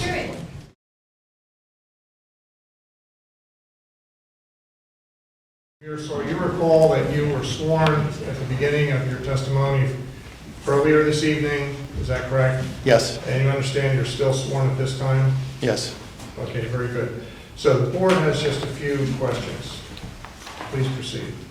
Okay, question that I would have is property tax parcel 22792.1, which I believe is owned by Ace and Lucy I'm Sellenbridge. sorry, yeah. Yes. I hope. Ace and Lucy Sellenbridge. Have they ever had any trouble with your golf course or balls entering our property? No. Okay. And they also border on the same southwestern side as the Dovins, is that correct? Okay. And my second question would be, how much was the amount of, I guess you could consider it restitution that you had to pay for the trespass of the golf balls to the Dovins? $265,000. $265,000 for approximately the agreed amount between the attorney and you today was approximately 1,000 balls, is that correct? I think the count last year was 700 or 2 years ago. 700. $265,000 paid by the golf course for 700 balls trespassed. That 265,000 was for the last like 22 years. That's 22 years. Okay. Part of it was punitive damage, and then the rest Part of of it it was, was, part of it was punitive damages, and the rest was cumulative value of their property. Okay, that's the only two questions that I have. Thank you. Do any of the other board members have any questions for this witness? No. All right, thank If you. I may just follow up Sure, go on ahead. those, thank you. Sure.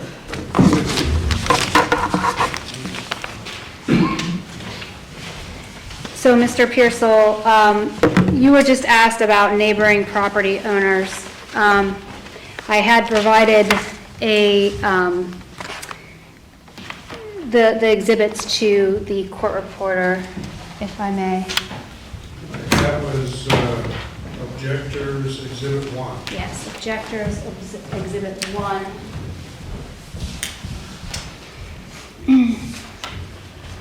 And just to be clear, their property is the property that is identified based on the orientation of that at the north corner, correct? Are you talking about the Dovins property? No, the property that you were just asked about, Oh, yes, the Selin Bridges? yes, Seldom Ridge. Okay. And just to be clear, and there was testimony at the hearing, at the trial about this, in the area of where hole 4, so that's at the beginning of hole 4, correct? Yes, And so golfers are hitting balls at that location, correct? Like kind of adjacent to that location? yes, And they're hitting them toward essentially the Dovins property, correct? no, not towards the Dovins property. So they're hitting At them an south. angle away from their property. Well, I mean, unless they do a right hook, right? Like unless they slice Yes. it right. But my point is that the hole is just beginning at that property, Yes. correct? So unless someone really hooks it behind them, there's not going to be Yes. golf balls on that property, correct? Yes, And just to be clear, $265,000 was the entire amount of the judgment, correct? yes, And that judgment was based on testimony regarding the diminution of the value of the property caused by the golf balls that had been occurring for over 20 years, correct? yes, And today, the reason that you want to put up the net is to finally stop those golf balls, correct? yes, Okay. But that net, right, the effect of that net was not considered as part of the underlying trial or the damages in that trial, was it? from 2 years ago? Right. No. Thank you. No further questions. All right, thank you. Mr. Christakis? No further. Okay, please call your second witness. Thank you. Garrett Wasson, please.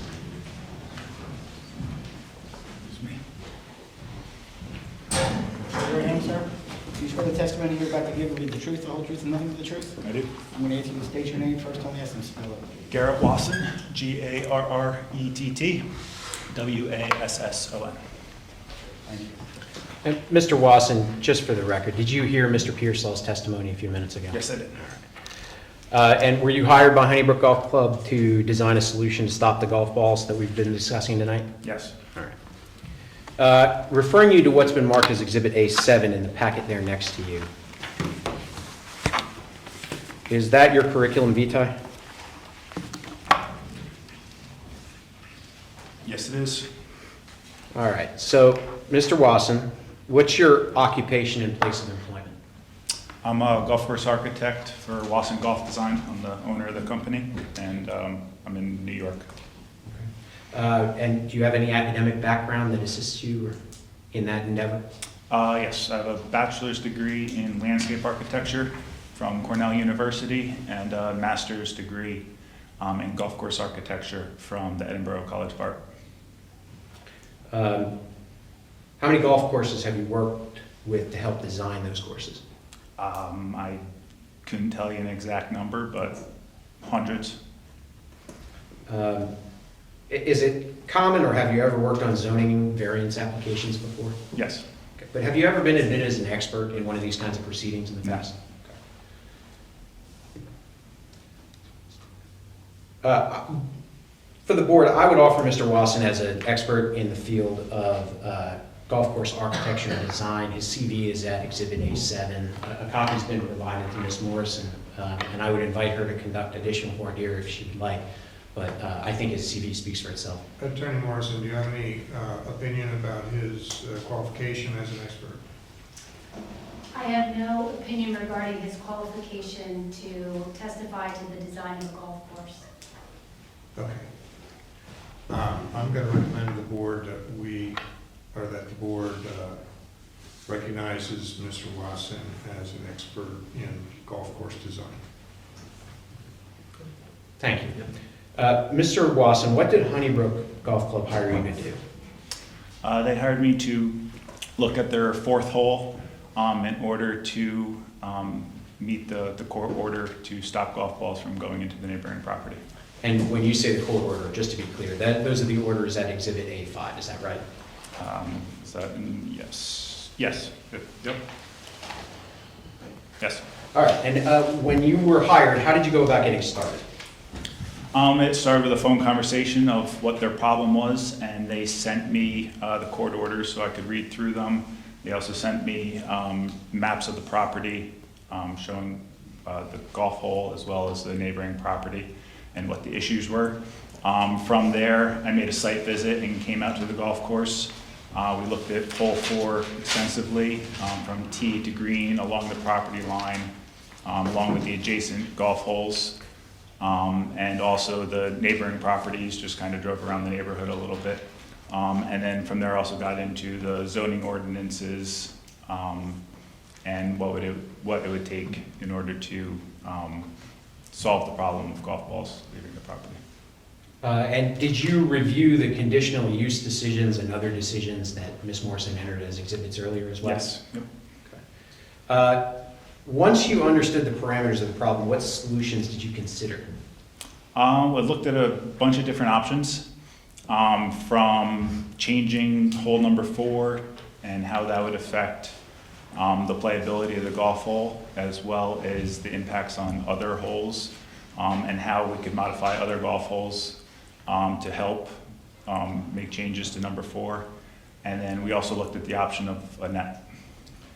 And talk a little bit, if you could, about how you go about designing and balancing the alternatives, right? A net versus reconfiguring the golf club.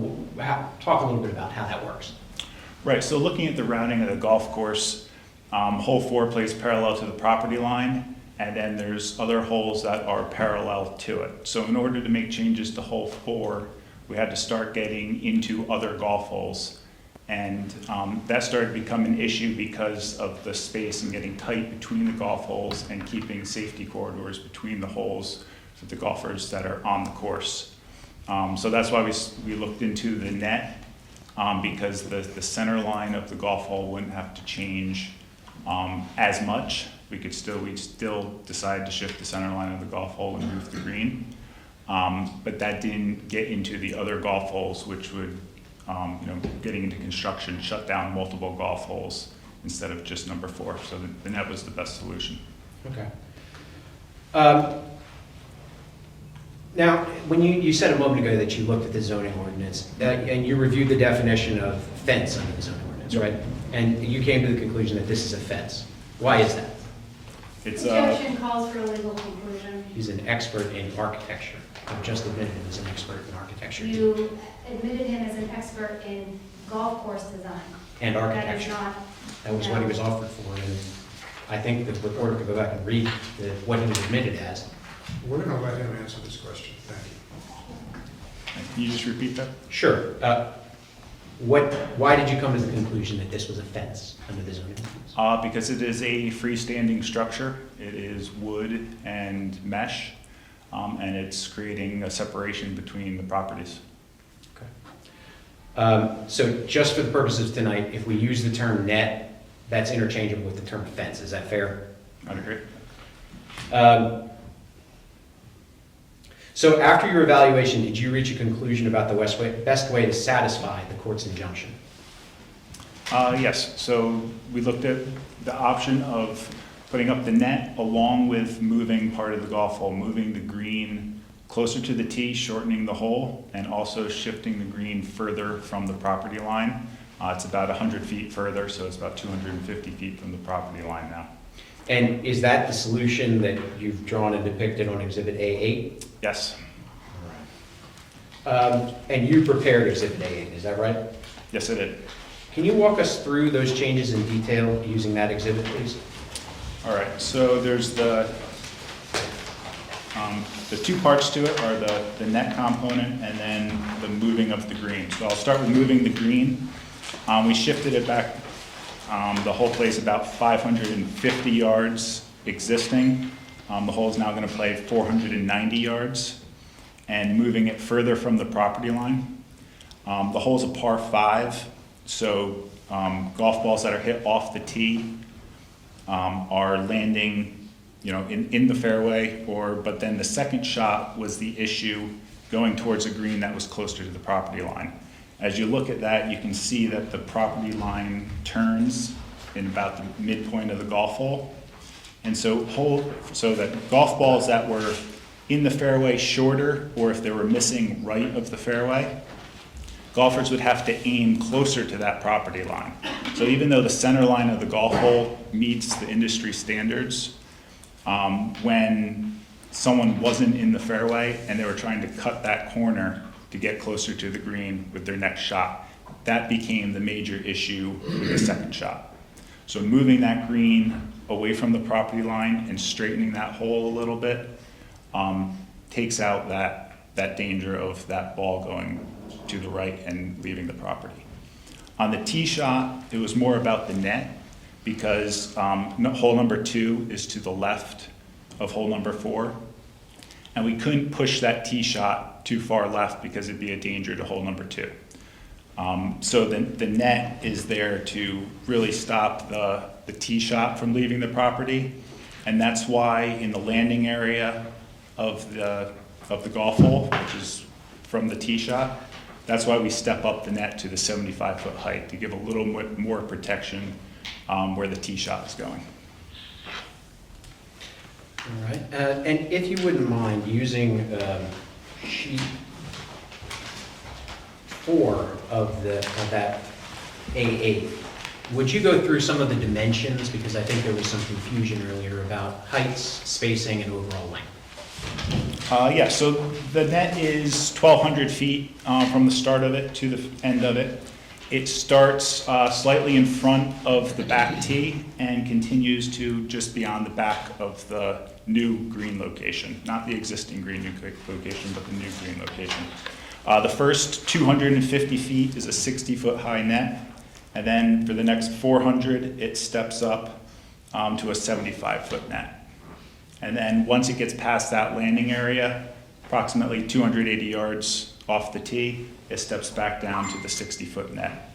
And the poles are 50 foot on center. So just for coordination purposes, if I'm looking at sheet 3, Yes. the red line along the property boundary, that's the proposed fence, correct? It was what? That's the proposed fence? Yes.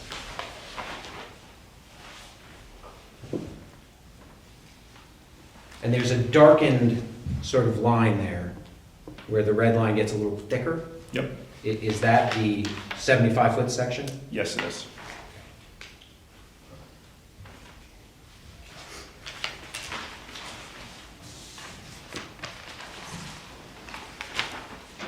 I want to go back to the thing you said just a moment ago. When the golf club was constructed 20 years ago, was hole 4 properly designed?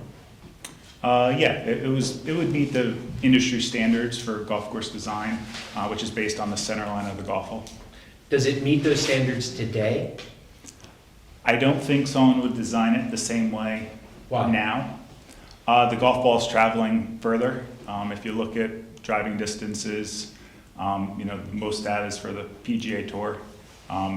And in 2000, I think the average driving distance was 270, 275 yards. And it's now close to 300. I think it's like 298 or something like that. So the golf ball is traveling further, and offline shots also go further. Gotcha. Would any solution stop 100% of the golf balls? No. With your design for this solution, did you follow what is reasonable and customary in golf course design industry? Yes. And is this fence designed to the standard that's customary in that industry? Yes, it is.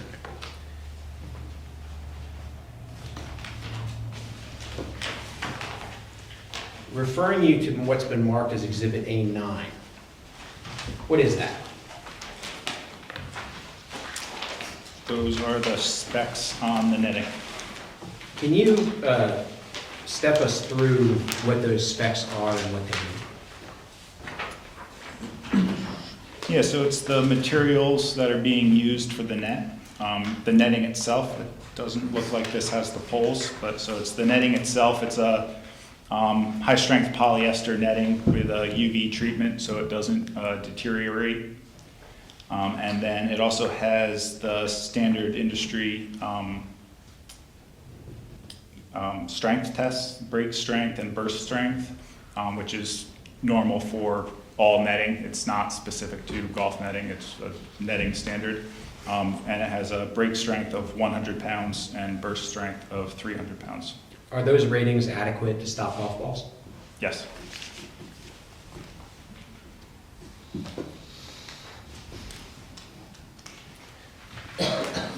All right, let's talk about the zoning ordinance. I'm going to refer you to, I believe we have an exhibit already marked for this.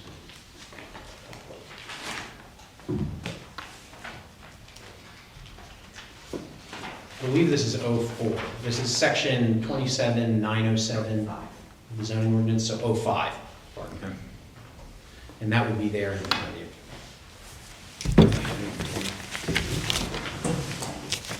So how tall is a fence permitted to be under section 27907?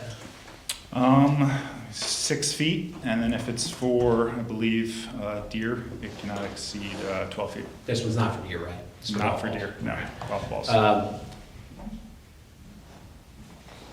And we mentioned that proposed height is 75 feet maximum, correct? Max, yes. Okay.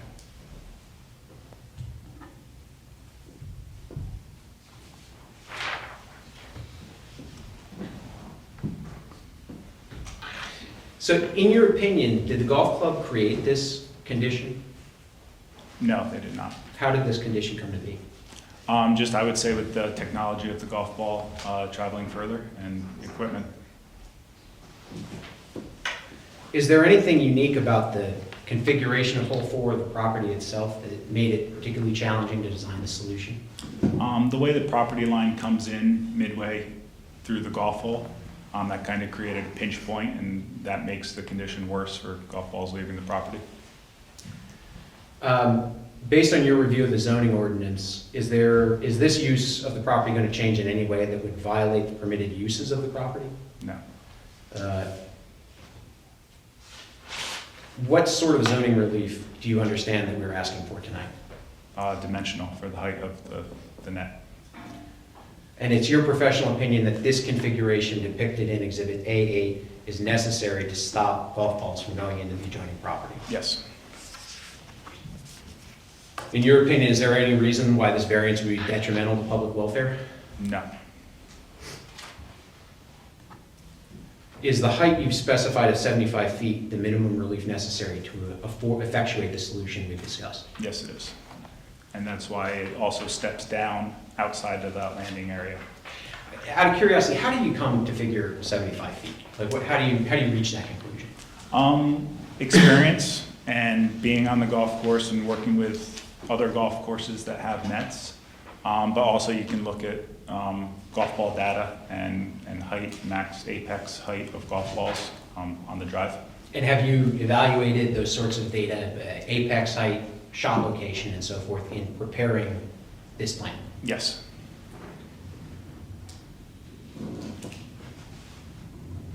Is the location you've specified in Exhibit A8 the appropriate and necessary location for the net and the other improvements you've specified? Yes, it is.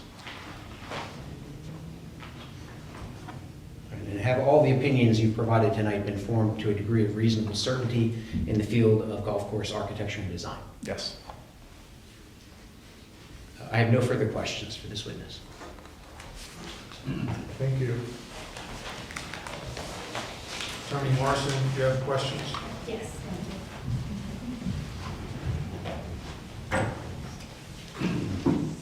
Good evening, how are you? Good. So I heard a little bit about your qualifications as a golf course design professional, but I didn't hear you speak to your experience as with respect to netting. So, let me ask you, have you been hired to testify at zoning hearing boards regarding the appropriateness of netting in the past? No. With respect to the situation currently, you were asked whether you thought the golf course created this condition. Do you Mhm. recall that? Yep. And you're familiar with the fact that the original design is known as a dog-leg right, is that right? Slight dog leg, yeah. Mhm. And that if golfers slice to the right, Mm-hmm. that means that the balls are going to go from the tee toward the right side of the, and do you understand that that's where the Dovin property is? Yes. Okay. And so you weren't privy to, you didn't attend the trial, right? No. The underlying matter? No. Did you review the transcript? I read through it, yeah. Okay. Did you review the testimony which indicated that, Sorry, I guess I didn't read the transcript of the trial. I read the judgment. okay. Yeah. And even in the judgment, Mhm. it refers to testimony that was offered. Well, so which judgment did you, I believe they were part of, let's see, the court orders, A5, I believe. so A1 at Exhibit C or subsection C, is that correct? Yes, which is A5, yep. Okay, and this is what it refers to as, it says upon consideration of plaintiff's preliminary, petition for preliminary injunction. Do you see that? Petition for, yep. Okay, and this is A5 in the record. And did you read all of the footnotes? I read it, I read all of these, when they first hired me. It was part of the study. If I could just bring your, okay. And do you understand, sorry, that this order entered what is known as a preliminary injunction? Yes, Do you understand that that was an order by the court based on findings made at the hearing that they had to stop what they were doing? yes. Honeybrook, Yeah. okay. And if you look at footnote 3, in the second paragraph, it's the last paragraph on page 1 of A5, it says, the record clearly establishes the defendant golf course opened for operation in the year 2000 and that the Dovins had been complaining of golf balls trespassing and creating a nuisance on their property since 2001 or 2002. It says -2002, correct? Yes. So when you testified that this was created by changes in golf balls, that wouldn't account for trespasses when it was first designed, correct? Well, the idea is not to, or the net isn't going to stop 100% of the golf balls. So I think any design isn't going to stop 100% of the golf balls. So in 2000, I'm sure golf balls left the property.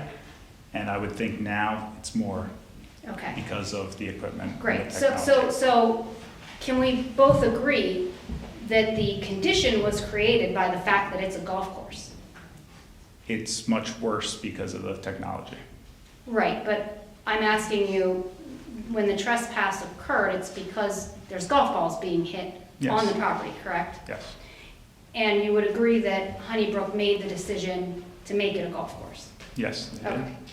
And I just want to be clear that the changes to hole 4 included shortening the hole from 550 feet Yes. Yards. to 550. 490 feet. Yes, yards. Yards, okay, that's what I was, okay, yards. And that it also included moving the green 100 Feet, feet from where it previously was. yes, So, more or less, I guess we'd say the hole was shortened by 60 yards, is that correct? yes, And the green was moved 100 feet. yes. And for purposes of addressing the design issues with the previous design, did you feel that that was the greatest amount that could be done? As far as the golf hole itself? Right, like, could it have been changed to a par 3? It could have, yeah. Okay. And you indicated that with respect to the tee shot, Mhm. you couldn't move it farther to the left because hole 2 was located there, is that right? Yes, And that condition was based on the design of the golf course that was originally implemented, correct? yes, And you understand that Honeybrook decided to implement that design at the property? yes,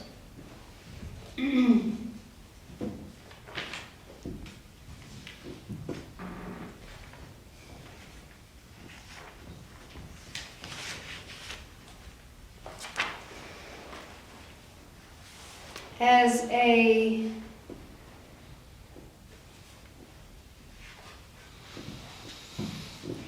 I'm sorry, one more statement that you made was that had to do with the property line coming midway at the midpoint of the hole 4, correct? yes, And that was based on the way that hole 4 was designed, correct? yes. Okay. A design that was implemented by Honeybrook, correct? Yes, to the center line, it meets the industry standards, the golf hole does, from that point to the center line of the golf hole. So are you familiar with what we talked about earlier, a golf ball trajectory analysis? Yes, Okay. And did you provide any documentation showing any golf ball trajectory analysis that you did in this case? documentation, no, it's based on experience. Experience. Okay, so you don't have any printouts or any simulations or anything that you provided in connection with this application to show the board what the golf ball, the potential golf ball trajectory would be, right? No, Do you think that that would be relevant to the board's consideration as to whether the net is effective? in my experience, that height is effective. So you're making it 75 feet because that is effective? Yes, Okay. And not because you performed a golf ball trajectory analysis? no, I did not do an analysis. However, the amateur apex height of an average amateur is 75 feet. Thank you. No further questions.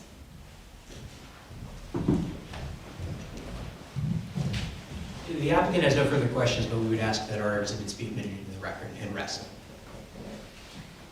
Okay, your exhibits will be entered, Thank you. as well as the objectors' exhibits will be entered. Yes, we do have a witness also. I understand, I'm just, the ones that you have so far admitted, I want to, because they came in with the witnesses of the applicant, I just want to cover that. Does the board have any questions for this witness? I do have one. On past experiences with netting, you've done 75 on other ones, is that right? One other course we've done 75, and in different situations, other heights. Okay. 75 is like the max you've done now? The net was actually 100. However, it was because it was an elevated tee. The tee was higher than the landing area by 25 feet, so the effective height was 75 feet. I don't think there are any other questions, so let's move on. What's that? I think you want to leave them up here. Some next to maybe. Okay, yeah. This I brought up with me, this was it.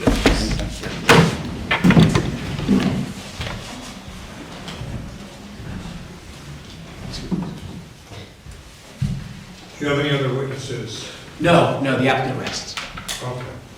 Attorney Morrison, do you have any witnesses? I do, thank you.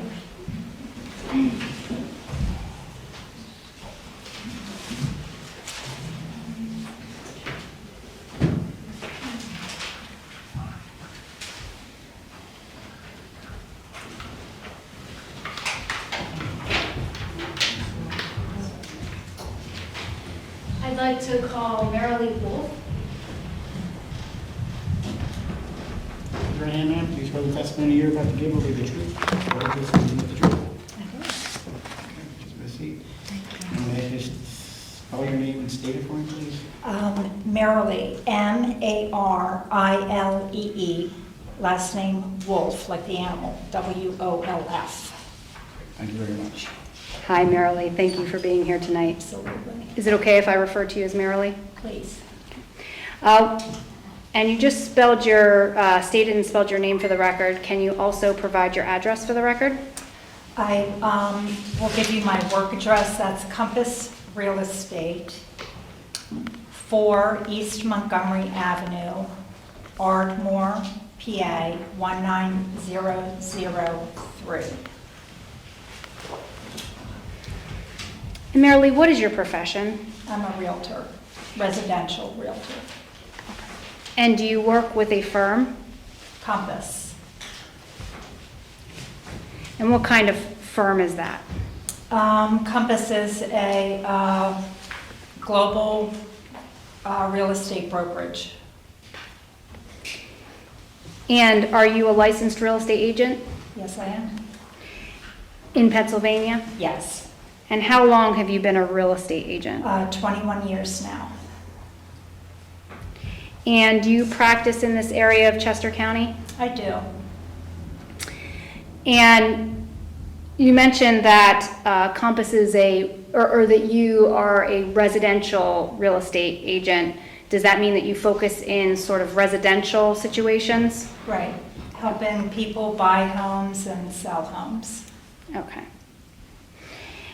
And in that role, have you had occasion to evaluate features of a property or around a property that cause the property to be devalued? Yes. And have you had occasion to evaluate options for building at a property? Yes. Okay. And do you advise clients on these matters? Yes, I do. And are you familiar with the property belonging to the Dovins at 1750 Cambridge Road? Yes. Have you visited that property? I did. I visited the property on Saturday, and I actually walked the property. And did you meet Jean Dovin and Deborah Dovin there? Well, I drove. Looking at it on the map, it was deceiving. So I thought I'd be able to drive out there and just kind of take a peek. I kind of realized that I was going to have to walk the property, so wanted to make sure the Dovins knew I was coming because I didn't want to trespass. So as I drove up, I saw the daughter, and she called Deb out.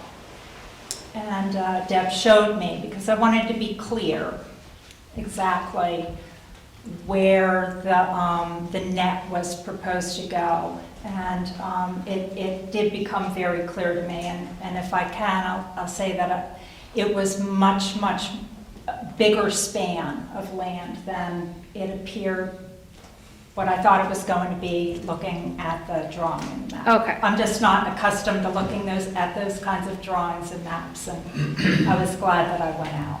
Okay. And so when you went out, the map shows it as a certain length, but on the ground, you got a better understanding of what it would Yes. actually, what area of land it would span. Yes, and And- it's big. And it's big.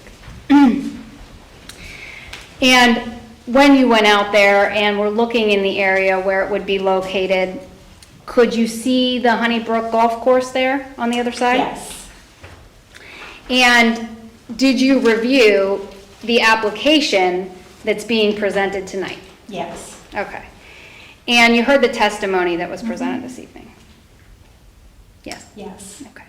And based on all of that, just so the record's clear, you have an understanding of where the proposed net would be? yes, I do. Okay. And how close the net would be to the property? Yes, Okay. And you're aware that there was litigation involving this issue with the golf balls on the property? yes, I do. And were you provided certain documents from that litigation from me? Yes, Okay. And specifically in connection with that review, did you have an opportunity to review an appraisal report that was generated by an expert hired by the Dovins during the course of litigation? I did review that, yes.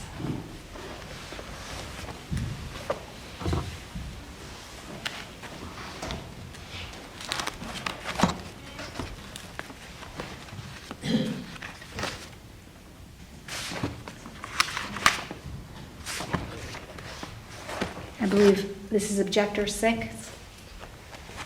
Yes, that would be the correct number.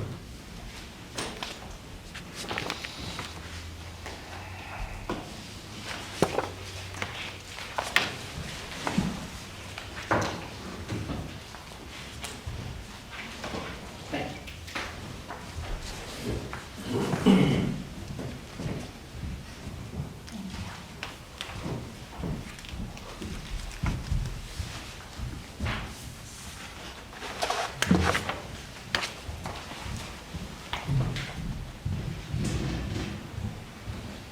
you.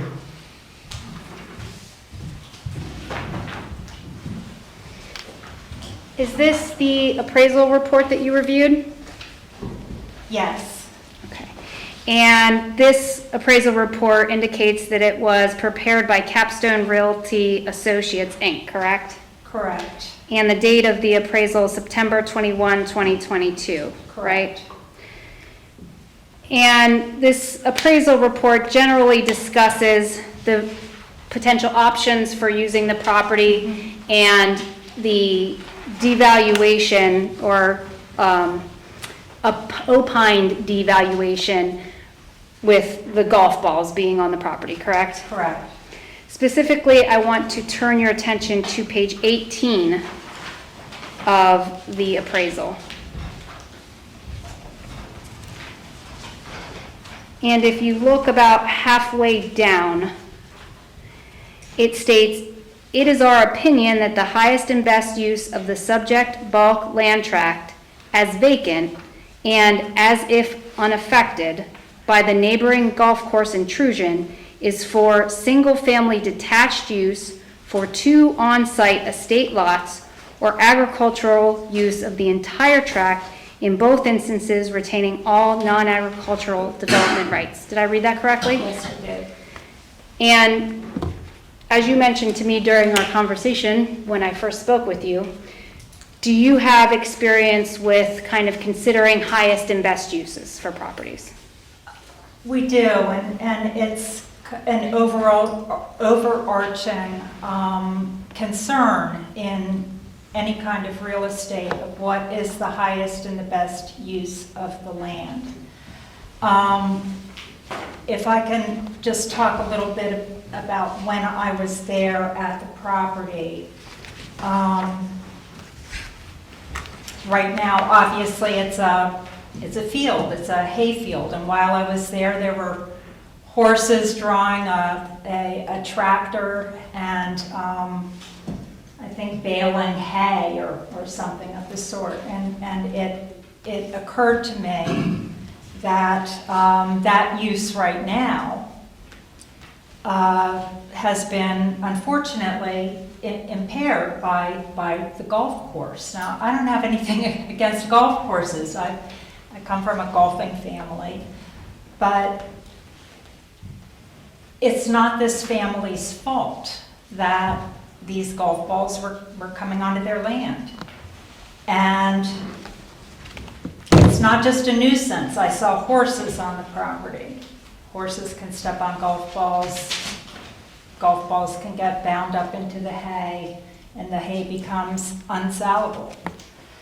From the other perspective, while I was there, I was shown where, when long ago, decades ago, the family had envisioned and thought about building a home, kind of in the corner, close to where that hole number 4 is, and then having like a pond in the front. So that was a vision that they had for the future of their property.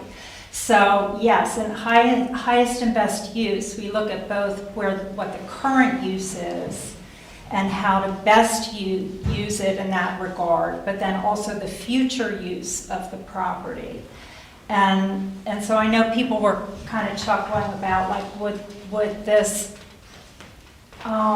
impede or somehow devalue the land having this net there? When you're looking at residential real estate, there are certain things that people don't want. And sometimes they will see something in the background on a Zillow picture or online, and they'll say, I don't even want to go to that property. Can you give some examples of what types of things you've A water specifically? tower, I've seen it with water tower in the backyard where, I bring people out to the property, the photos kind of conveniently crop that out, or, I don't know what they're called, the tall electrical towers that carry, they're 70, 80 feet tall. And train electrical tracks, lines. Electrical lines, yes. So those kinds of things will impact because people, especially, look, when you're in the city, that's one thing, and people are used to having all kinds of structures going on. In the suburbs and in the countryside, it's a different thing. And so, I think to myself, would I want that in my backyard? To some people, it doesn't matter, but it does narrow your buyer pool to have something like that at the property. And I think we're talking about a 75-foot. I would never refer to it as a fence. I'm sorry. That's a big net, and you can't see through them. I live near a Top Golf. You can see that thing from a half a mile away. So when you say you can't see through them, they're clearly visible. They're visible. Very You can see through them, but they're visible, Yes. and they've got big holes, and so part of my job and why I'm here, and I have no financial stake in this game. Nobody's paying me to be here. Part of what I do is helping people maintain and increase the value of their property. And I took interest in this because I felt that there was a piece of property that suddenly was in a very unfortunate position, and it wasn't the property owner's fault. So let me ask you specifically, when you met, and you kind of alluded to this, but when you met with Jean and Deb, when they came out to the property, did they have occasion to tell you about their desire to use the property, to develop the property with a house? Yes. Okay. And you weren't at the trial of this matter? No. Okay. But In general, within the appraisal report, it talks about that potential use, correct? Correct, and it would have a much higher value as especially in this real estate environment and probably going forward for a while, to have it be developed either into positioning one estate with a large piece of land, or if it can be, I believe it can be subdivided into two, and have two estate-type homes on it. But when you talk about an estate home, like, what do you envision for that? And there's a whole aesthetic, there's an environment that goes with that. And if you have something that would be considered visually undesirable, it's going to impact the value. I'm sorry, it just is. Okay, and so in this case, did you have an occasion to evaluate whether you believe that the value of the property with the net, forget about whether there's golf balls, assume there should be no golf balls, right, on the property? Yeah. Okay, but just considering the net being there would cause a diminution in the value of the property? I would probably have people who would not come see it. Or wouldn't get out of the car. If it were priced lower than a comparable home without that, then somebody might say, oh, wow, that's a great value, I don't care about the net, but it's all about price then. And that opinion's based on your 21 years of experience dealing with properties and houses and various different features around properties. Yes. And did you also consider whether it would impair the development of the property? Yes. So where the Dovins, or Deb pointed out to me, they had envisioned for a couple, I guess, years of where they would place a house. It would kind of be backing up to the area where the net is. And the net, just as a thought, I don't want to forget to say, it seemed like really, really close to the property line. So there's an area where it's 10 feet off the property line? Yeah, like I don't know how, and I honestly don't know how these things get determined by a township, but I know there are setback rules. I don't know, like a fence is like 6 feet, this is 75 in some places. I don't know how that gets determined, but it just seemed really close. So then you say, well, you've planted trees and so on to try to buffer it. But 75, like I'm telling you, from living near that top golf, that it's really, really high. Mm-hmm. Actually, I'm driving here, I could see the top golf from the turnpike, and I was maybe a quarter mile away, and it's very visible. So I think that to answer your question, in terms of the placement of the house, that it would probably need to be positioned someplace else. And so I mean, there's no doubt that they could place a house on the property. They could place a house on the property. Okay. Yeah. But just based on the desirability, the views, all of that would be affected. The location and developability of where to place the house would be affected by the netting being there. Yes. Okay. And the place that you're talking about in that area, that's around where it makes that past that curve, correct? Mm-hmm. Okay. So based on the diagram, I think I can safely say that that is an area where it's going to be 60 feet and 10 feet away from the property line. Does that seem right? Yes. Okay. And so having a 60-foot net 10 feet away from the property line, in your professional opinion, is that going to be difficult to design a house in the location where the Dovins indicated to you that they wanted to build the house? Yes. And if the net were moved farther away, would that impact your analysis in any way? I think that it would be helpful to have the net have a deeper setback away from the property line. It would certainly be helpful. I don't know how you hide that from the property because of the height.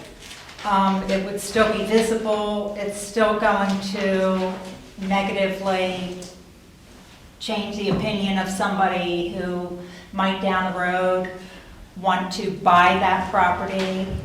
I think that and again, we have to think, I always try to think about real estate, not just current, but also future. So if the Dovins were thinking about building this house and living there, and they didn't care, and they put it in there, and then they went to try to sell the property, then they're going to have a problem. Mm-hmm. And they may have a lesser problem someplace else on the property, but I do believe that it will impact the value of the property overall. Yeah. And just to be clear, so if it's currently an agricultural field, but if they developed it with a house, would you be an appropriate agent to sell that house, that parcel? Yes. Okay. And just so we're clear, you testified that you're not being paid for your testimony tonight, correct? Correct. But you were offered I to be was paid. offered, yeah. And before tonight, or before I first contacted you, did you know who I was? No, Did you know who the Dovins were? no, And do you recall that your name was through a realtor from the Harrisburg area? yes, And you and I had a conversation regarding this situation prior to you appearing today. yes, And I provided you with certain documentation. yes, you did. Do you feel that the opinions that you have given are based on your professional experience, your review of the documents, and are reasonably supported? Yes, And do you believe that there is, you're not here for a particular end, correct? correct. And you made that determination independently? I did. Thank you, no further questions. Oh, wait, I strike that, sorry. Just to be clear, you didn't do a specific analysis of costs? I did not do an Values. analysis of valuation on this property, no. Okay, and that's because the property currently isn't developed as a residential space? Correct, and, go ahead. Do you understand, or what is your understanding from the Dovins as to why it's not currently developed in that manner? My understanding is because they have been unclear on, what the future of, what this outcome is going to be and where they would be able to place the house. And you're And whether or aware, not it would be, if they do subdivide, what the valuation of that would be. So they need to, they've put plans on hold for what they call like a retirement home. They put that on hold to be able to play this out and see what the outcome was going to be. That's my understanding. okay, and that relates to the golf balls? Correct. And now the net? Correct. Okay, thank you, no further questions. Thank you. Mr. Christakis? Thank you. Ross? Just a few questions. So, Ms. Wolf, I just want to make sure I understand your testimony. You're saying that the presence of a 75-foot structure at the property boundary is going to make it is going to reduce the property value of Ms. Dovin's property? I'm not sure I understood that answer, so I'll give you a chance to kind of explain it further. Is this a valuation thing? Is it creating challenges with development? Both? Can you explain that to me? It's a valuation thing. Okay. I would ask you if you would want something like that in your backyard. And you might not care, but there are a lot of people who will care. And Sure. It's my experience when I'm taking home buyers out that it's not just the house, it's the surroundings. Sure. Now, we talked before, you were saying, I think estate lots. In realtor parlance, what does that mean? A larger piece of land with a large home on it, but typically just a large piece of land. So when you discussed the development options with Ms. Dovin, how was she envisioning, it's 29.2 acres, how was she envisioning breaking up her land? Well, I have to be honest with you, it was a very informal, impromptu conversation. So Okay. there wasn't, any kind of, showing me drawings or anything like that. We were standing back toward the back of the property and just kind of, again, I have to say, it was like, I've never seen anything so picturesque as like these horses drawing this tractor. It was great. Yeah. But she pointed out that they had just kind of vaguely pointed to the back of the property where it kind of comes to this point and saying that they had envisioned putting a house down there. And I don't know, a big house, an estate house, a retirement house. And then that toward the front of the property, there's like a little lake and how picturesque that would be. And that was something that they had envisioned for their future. And it's, just to be clear, it's your testimony tonight that the presence of this proposed net is a problem because of its height and visibility? Well,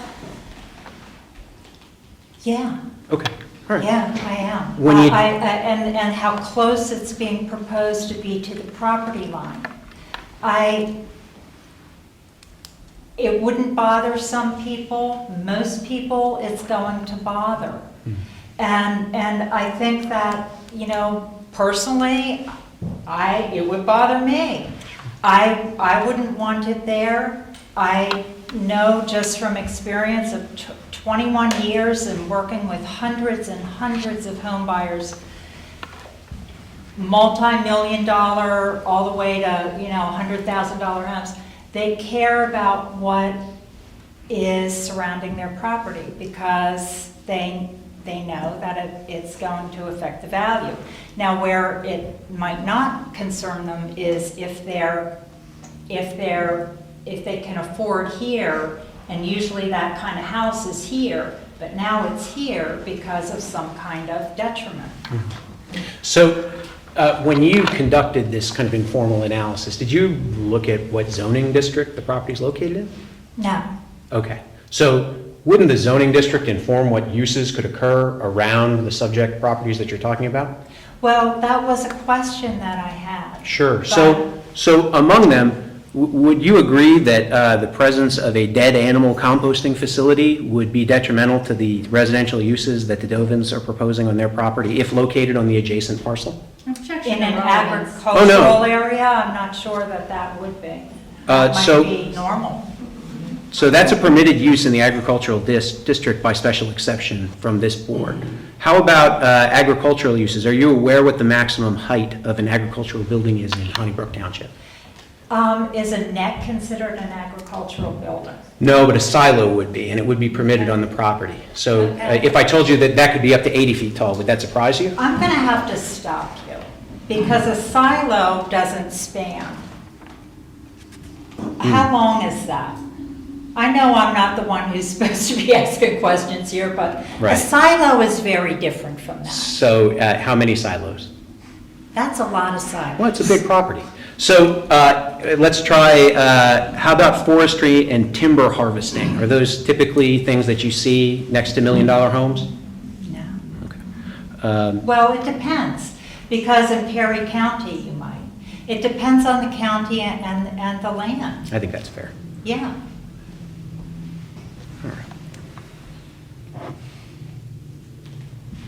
I have no further questions for this witness. You have some redirect? Yes, thank you. Just to be clear, we're here, what you evaluated was a net, correct? Correct. So you didn't look at how many silos could be built or animal Yeah, but I saw or anything? silos. I mean, I saw silos around, but to my point, you're not going to put a row of silos this length. You're just not. Okay. And you were asked about whether this was an evaluation or a development thing. And I think that question might have been somewhat misleading. So during your initial testimony, we talked about the effect that having the net there would have on the development. Do you recall that? Mm-hmm. Yes? Yes. Okay. And so in terms of the developability, let's put it that way, I don't even know if that's a word, of the property, is where things can be best located on the property, where things can be developed on the property. Is that going to be affected by the presence, height, and location of the net? Yes, and if I can just kind of extrapolate this into like a builder development, like a bigger development. Something like Fire Station or Windsor Ridge or something like that in Chester Springs. You have premium lots, right? And the premium lots are going to have the best view. They're going to back up to the best stuff. And then you got the lower end lots. And the lower end lots are next to the retaining basin or something else, or the big electrical box. And those are So things that that's- a developer takes into consideration. Yeah, and so that's my thinking with this, that it's kind of the same thing, but just on a more localized scale of two parcels, and where now the houses would go to mitigate a negative view or any kind of, not even, if it were a different lot from this, any kind of view or element in the lot that would not be desirable. Even if they possibly could be located there, right? Correct. I mean, Yeah. it's possible that they can't be located other than next to the net. Right. Thank you. No further questions. All right, thank you. Attorney Morrison, do you have any more witnesses? No, thank you. Oh, yeah, if you would please, Marilee, can you stick around? We have a question from the board. Thank you. Sure. Sorry. That's all right. Thank you for coming back. So coming into the area, basically just the way I understand it, within like a week, not knowing nothing of the area and being concerned of this net that could possibly or could possibly not be installed on the golf course to reduce the value of the property. You had said estate homes, valuable $1 million homes, is a visibility and a visual eyesore. Is there anything else in the general vicinity of this proposed estate home that would be considered a visible eyesore, in your opinion? Well, I don't think I ever said that I wasn't fully, familiar with Chester County.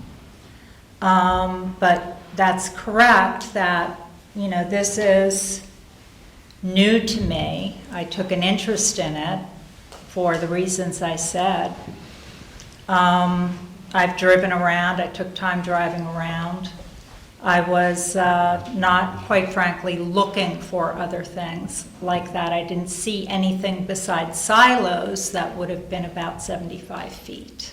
Nothing in your professional opinion that would be considered a visible eyesore within the distance of the golf course general mile area? Everything's pretty much uniform, houses all nice, you know, farms kept well. I mean, there's no other visible eyesores in your What are you opinion? driving at? I'm driving at a question for visible Okay. eyesores in the general vicinity. Pretty good neighborhood. You live there? I would live there, yeah. Okay, just questioning you. Thank you.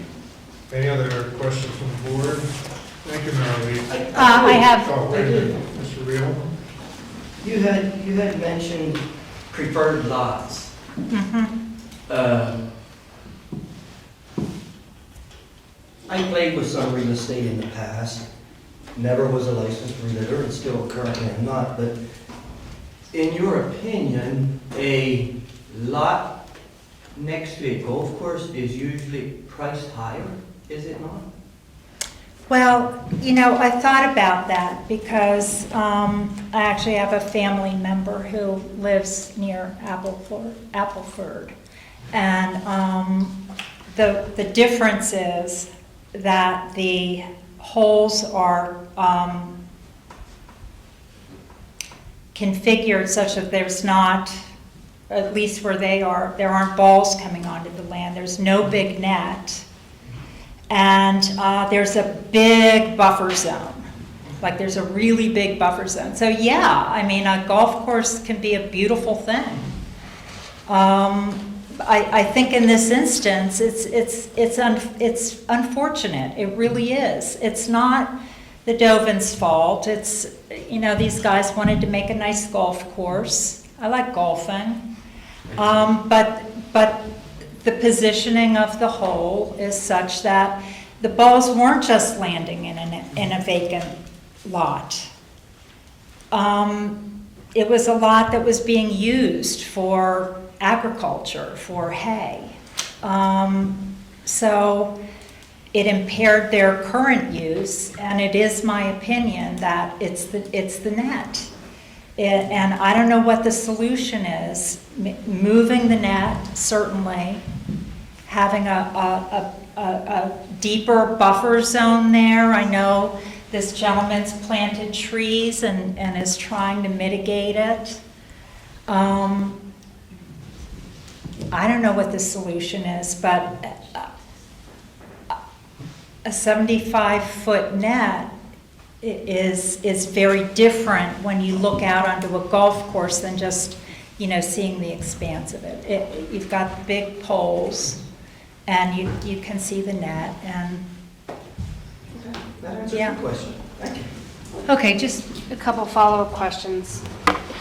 You were asked about eyesores within a mile of the golf course. So first of all, you were looking at the adjacent property, which is the 1570 Cambridge Road, right?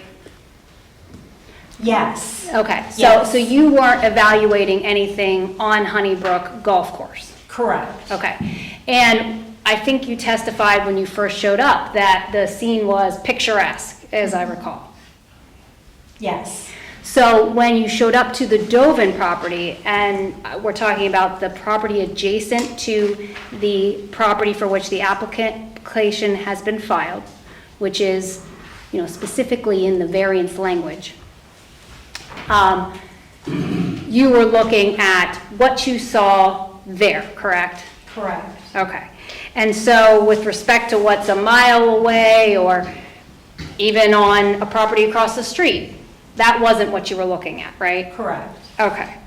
And so can you safely say that there were no eyesores based on just being right there? Standing where I was, correct. Okay. And just to be clear, your testimony is that with the net, there is going to be an eyesore there, right? Well, I think that, yes, and the net is going to be visible from a very, very far distance. And that is without regard to whether golf balls come over onto the property. Correct. Okay.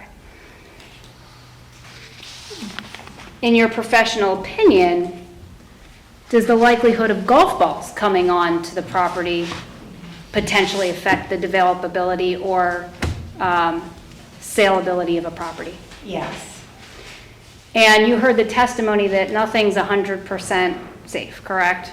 correct.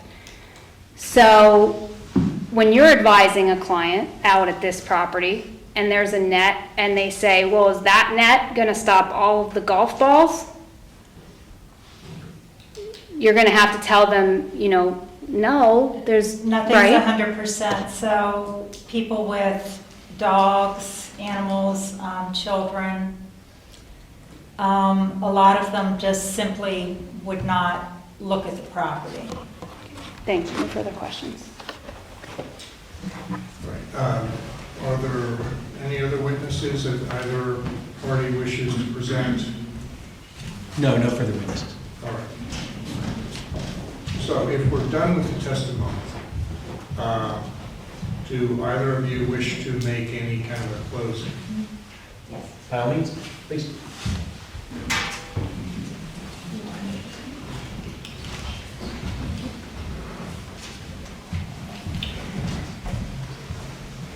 So I just heard somebody whisper, this is going to be long. And I also have heard many chuckles throughout the course of the presentation tonight, even from the board itself.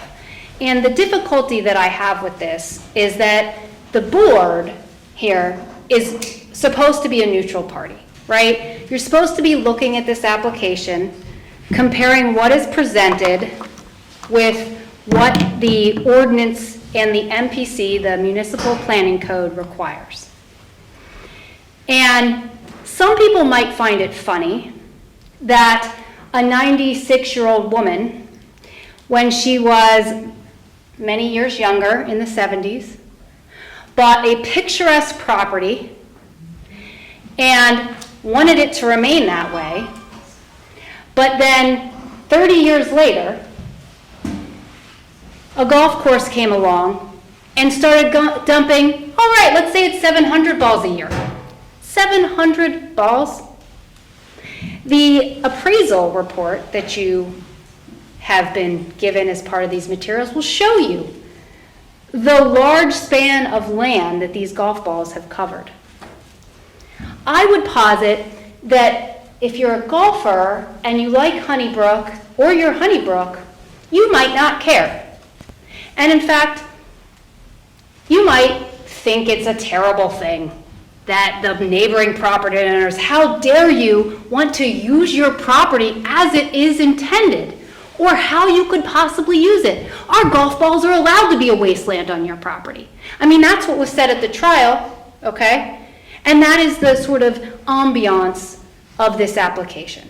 But the reality is, it's your job to ensure that property owners get to use their property in the way that it is intended. And that is not to have golf balls littering it, 700 golf balls, okay? And it's also not their fault that Honeybrook came along and designed a golf course that dumps balls on the property, okay? Like, that's what they did. And so, the fact that Honeybrook has to put up this net is so clearly a function of their use and development of the property that I posit this zoning hearing board has no choice but to deny this application. The section that we read, the criteria for granting a variance application include the hardship not being caused by the applicant. But it was here. There's no doubt about that. And there are no unique characteristics. There was no testimony about any unique characteristics that prevent this property from being developed in accordance with the zoning ordinance. It's not being developed as a golf course. That's what the expert testified. Oh, there's characteristics about this property that make it difficult to develop in a different way as a golf course. That's not what the law requires. What the law requires is that there be physical characteristics about the property that prevent it from being developed in accordance with the zoning ordinance. There are not. Again, I would posit, they have met none of their burden whatsoever, not even one, they didn't even go through it. They didn't even sit here and actually review the elements of what is required under the zoning ordinance to have a variance, and they didn't present any evidence. All they did was say, hey, the court told us we have to put up a net or something. So we're here to tell you we have a hardship and you should let us build this 75 to 60 foot net right along the property line. So there was no testimony about them even working with the Dovins on this. Why? Because there was none. There seems to be this idea that the Dovins are being extraordinarily unreasonable. But what you have before you, these orders, talk about 20 years of the Dovins coming to them, to the Honeybrook. Please stop, please do something to stop, please put up a net, right? But they didn't do that. And so now we're here today. And just like everything they've done in the past, they want to cut the corners. They want to make it convenient for them. They're worried that their property is going to be devalued. By the way, that was presented at the hearing. Why do you think punitive damages were awarded at the trial? Okay? We want to develop our property in the way that we want to use it. We're a golf course. We should be able to do that. Basically, 1, 2, 3, 4 letters, the Dovins. Right? We don't care about their property value. We're stopping the balls. They should be happy. That doesn't change the fact that obviously having a 60 to 75 to 60 foot net, 10 feet and 25 feet from the property, are going to cause issues with valuation and are going to cause issues with their ability to reasonably develop the property as it can be developed. And that's in the ordinance. That's only one of the criteria in the variance criteria.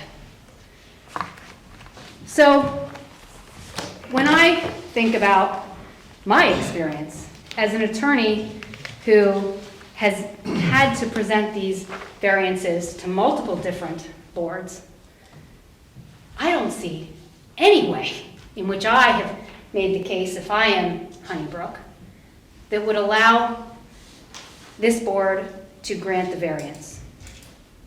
So we have an issue with 1. We have an issue with 2. We have an issue with 3. We have an issue with 4. And I would posit with 5, the least modification possible. Their expert testified that, oh yeah, this is the minimum. But then he testified that he didn't do a golf ball trajectory analysis. First, you don't even know if it's going to be effective. Listen, they're everywhere. If you go look into it, a golf ball, it's not hard. Like, that's what you do. That's what you do when you're considering a net, okay? You do an analysis of what are the swings going to be? What are the balls going to be like? How are they going to flow? Okay, this is an area where it's going to be more. This is an area where it's going to be less. He said it was my experience. I came out, I looked around. Why didn't he do a golf ball trajectory analysis? Any reason? No reason was provided. But what he did say was, a 75-foot net. That's going to stop them. That's my opinion. My opinion is that the height, having a height of 75 feet, is what is going to guarantee that it's somewhat effective. That's the maximum height. That's not minimum. That's maximum. That's the exact opposite of minimum, least modification possible. So where's the evidence that they actually studied what the least modification would be possible? Goose egg. Goose egg on all of it. And it's frustrating for someone like me who has been with this for 5 years now, just asking, hey, talk to us. Give us a little input. Do things the right way. I'm not here tonight to be a nuisance. I'm here because they have created a nuisance and they refuse to actually go through the necessary steps to get to the relief they need. And if this zoning hearing board grants this application, it's going to be in opposition to everything I know about the requirements for granting a variance. Thank you.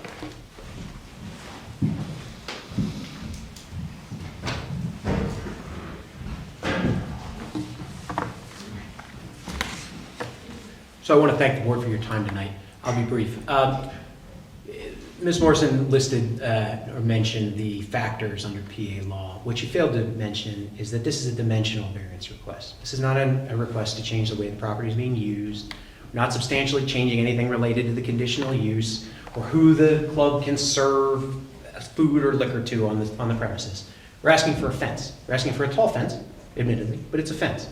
We have ample justification for why that fence is necessary, why that fence is not the product of my client's behavior. It's actually the product of them operating the golf course the way it should have been designed 20 years ago, and the advents in technology have resulted in increased golf balls going into the neighbor's property.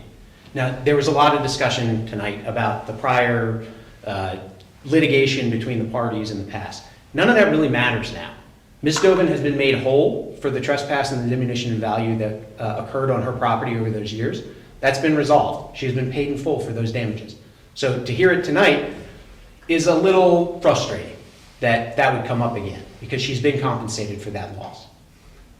Going forward, you heard testimony tonight about an appraisal. Man, I wish I could go back and sell my house for what I would have gotten in 2022.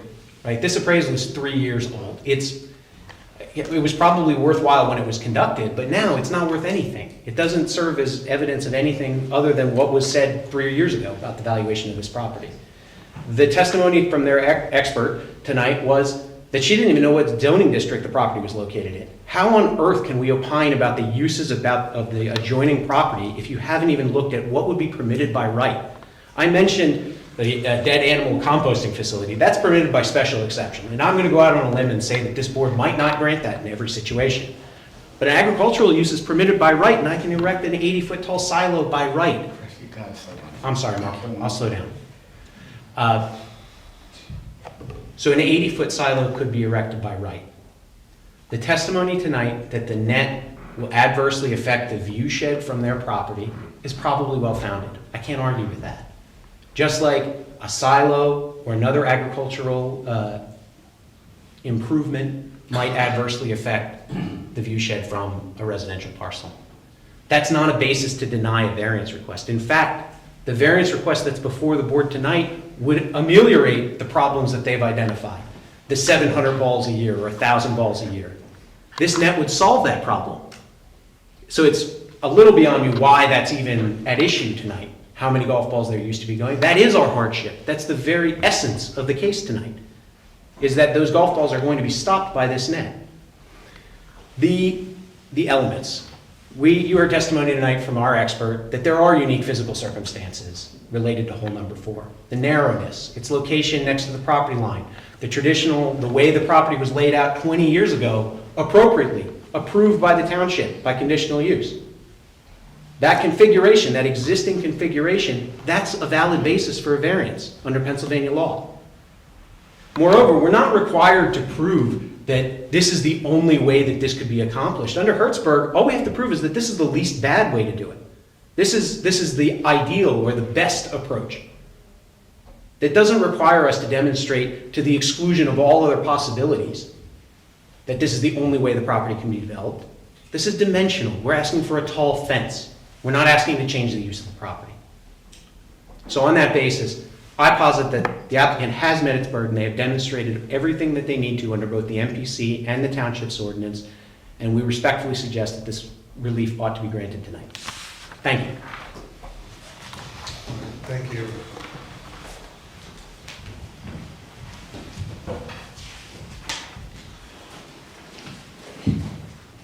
I'm going to recommend that we close the testimony, and all the exhibits will be accepted. There is a procedure that this township has for accepting public comment, but that will not be evidence. It's just a sunshine law item. So before we get into that, and I'm not going to ask Mark to transcribe that public comment. I just want to announce we have 45 days to render a written decision on this matter. Parties will have 30 days after that written decision is issued to appeal to the Court of Common Pleas if either party chooses to do so. Are there any questions about how we will proceed going forward? I see no questions. I'm going to ask Mark how long he's going to need to create the transcript for this. Couple weeks, 2 weeks. All right, that's fine. All right, we can meet the 45 days if you get it to me in 2 weeks. Yeah. All right. So, we're going to now ask if there's any public comment. Again, this is not part of the record. It is just a sunshine law requirement that this township chooses to accept public comment at the end of these hearings. Is there anyone who wishes to make any public comment? Yes, ma'am. Donna Horfeld, one of the owners of Honeybrook Golf Club. I just want to add that we have looked at numerous options, and we can't operate a viable business, viable golf course with 17 I'm going to holes. object to this. This is a period of public comment. The applicant had an opportunity to present their case, and Ms. Horvath is a representative of the community, of the golf course, not of the community at large. And the purpose of public comment is not to introduce evidence after the fact on the record, or off the record. No evidence being introduced, there's no record. She is going to, she has already started to provide evidence that she wants this board to consider, and I think that that is totally improper. So in a no proceeding evidence, like just a this, statement, whether or please. not, excuse me, whether or not it's on the record. She did not testify tonight. She's in the audience. Obviously, she has a relationship with the applicant. But I don't believe we can comply with the duty that the township perceives with regard to the sunshine law by telling her to be quiet and sit down. So I'm going to allow her to finish her statement, and I'm going to ask everybody to keep this relatively brief. The hour is late. This is not part of the record, but we're going to give you an opportunity for the comment. So please finish what you wish to Yes, say. thank you, and my statement is brief.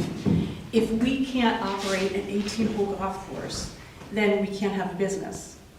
So then we have to look at selling our property for another use. That's all.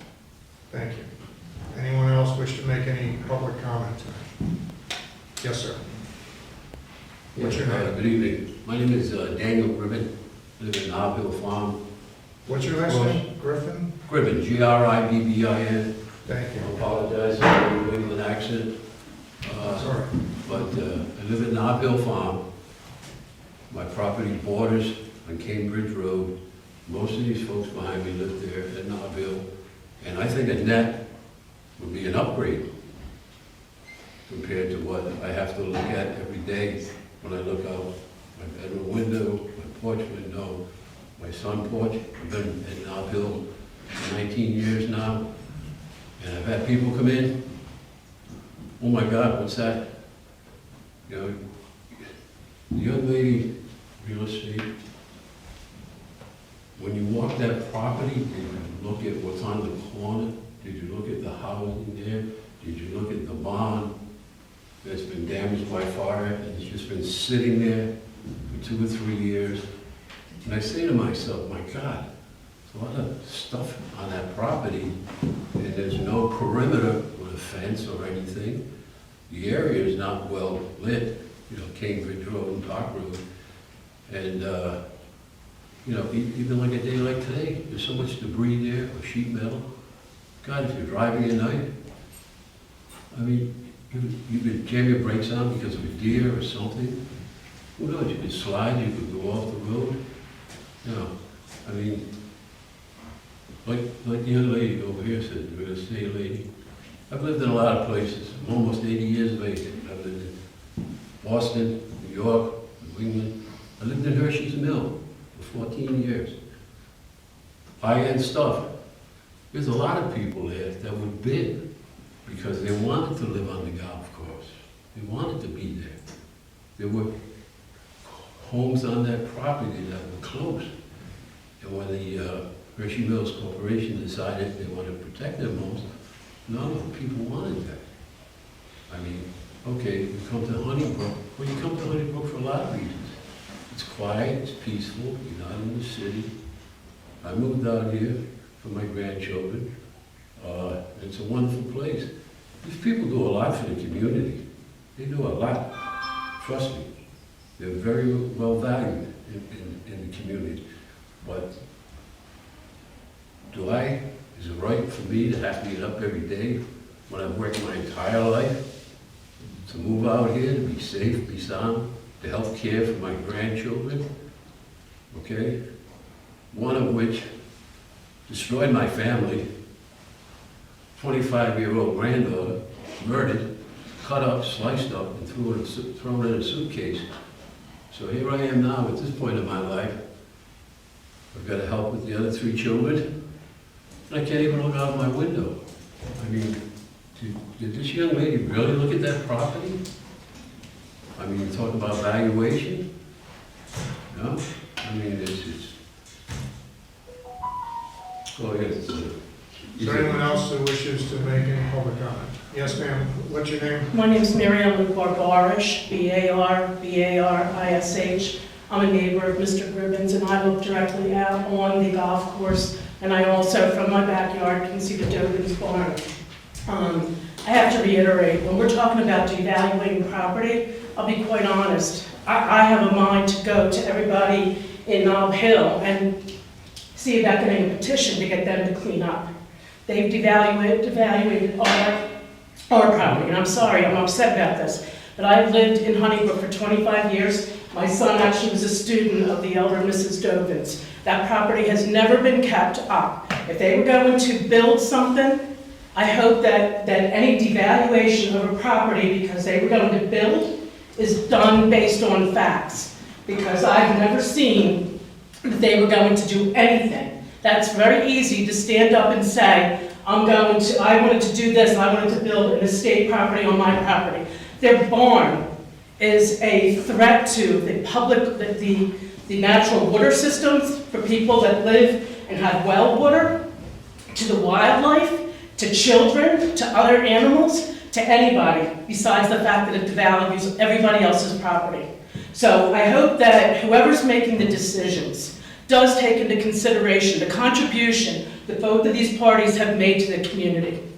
There is no doubt that what the Honeybrook Golf Course has done in bringing leisure, exercise, beauty to that neighborhood. I moved in there saying I got golf club neighborhood and I didn't pay for it. Okay, we're not a golf club community. But again, I hope any decision based on what you would have, should have, or could have done with that property is done based on fact. Because it's real easy to say you would have done something when clearly you probably wouldn't have. And if you really cared that much about your own property, you should do something about the situation that it is right now, because it's got the entire community upset. Not just us, the entire community. Thank you. Yes, ma'am. What's your name? Go ahead. Debbie David. That was a huge barn fire, and we've been working on it nonstop, and we are currently putting up, I don't care for the sarcasm. Then do something, man. What do you think we're doing? Wait, Every day we're out we're not there. arguing tonight. This is public comment. Please direct your comments to the board. You see me out there every day, nonstop, working on it. What I see is I see your sister coming out of a car every Excuse me. morning with extension cords, which is another Excuse me. risk to fire. Please don't interrupt her. She didn't interrupt you when you were speaking. Thank you. My apologies. And Donna Horvath says, oh, if they can't develop an 18-hole golf course, that they'll have to be forced to sell the property. There's no evidence presented tonight that they can't develop an 18-hole golf course. There's a par 3, they can change it to a par 3, okay? No evidence presented that was the situation. And as far as this throwing around that we got compensated $260-some thousand. Well, guess what? This litigation for how many years ate up every penny of it, okay? It didn't go to restoring our property. Every penny of us went to litigation. Any other public comment? Yes, ma'am, what's your name? Yes, my name is Nancy Dubin. I am a daughter, and I object to this ridicule and harassment that we've received for years. Take a person in here for 20 years and have them pay attorney fees and take the time for all this litigation, and you'll see how much time we have extra left. Let's turn back 20 years and give us all our money back and all our time back. You would have seen a beautiful place. A horse, my goal, and has been for many years, is championship horses on there. That was on there when Mr. Mursky owned the property. And all you people from Nob Hill that are speaking up, you were not there when my parents moved there in 1960. So I think you need to be fair. I think you need to end this in an amicable way. We have spent a fortune on this. Yes, Donna, a fortune to try and protect us. We care about our property. We've been there since 1960. We used to see Mr. Mursky out racing around the tracks, the harness racing with his, and my dad would take him to Delaware to the racetrack every week. And he would win. He had championship horses. How can we do anything? We brought this up in court. If we put horses out, horses are beautiful. We can't put any horses out there because if they fall, if they get on a golf ball or a golf ball hits them, they'll die. They'll put them to sleep. The same with us. But we keep bringing this up, but nobody cares. We would not go and dump stuff on your property or on Nob Hill. And let's go back to when Nob Hill was flooding out our property. Flooding out our property. Our central field turned into a pool, a pond. Because of the Nob Hill water runoff. We were there before any of you were there. So give us our money back, give us our time back, and you'll see a beautiful place. You'll see a beautiful barn. We can't turn it into it's not our fault that it's unfortunate the barn burnt down. Okay? But my plans are big. I plan to build a very nice barn. But I can't do it overnight. So what I am going to ask for your respect. And if you have any thoughts of how to help us fund all these problems, we would gladly accept it instead of standing there and bashing us. Let them put the fence up, and then that'll stop the issue. That will not stop the issue. All right, I think we've had enough, but unless someone's dying to give some additional public comment, I think we'll just wrap it up. I have one more piece of official business with the board. We had another hearing scheduled tonight. I don't know what happened to Mr. Kaufman, but I'm going to recommend to the board that you make a motion tonight to deny the application based on Mr. Kaufman's non-attendance, unless he offers some extension of time for us to reschedule at a mutually convenient time, or he withdraws the application. Would the board entertain that motion? I'll make a motion to deny. I'll second. All in favor? Aye. Aye. But you're agreeable to rescheduling if you have? If necessary. Very good. With that bit of business, I'm going to call the evening to a close, and thank you all for your attendance tonight. Good evening. Thank you for your time.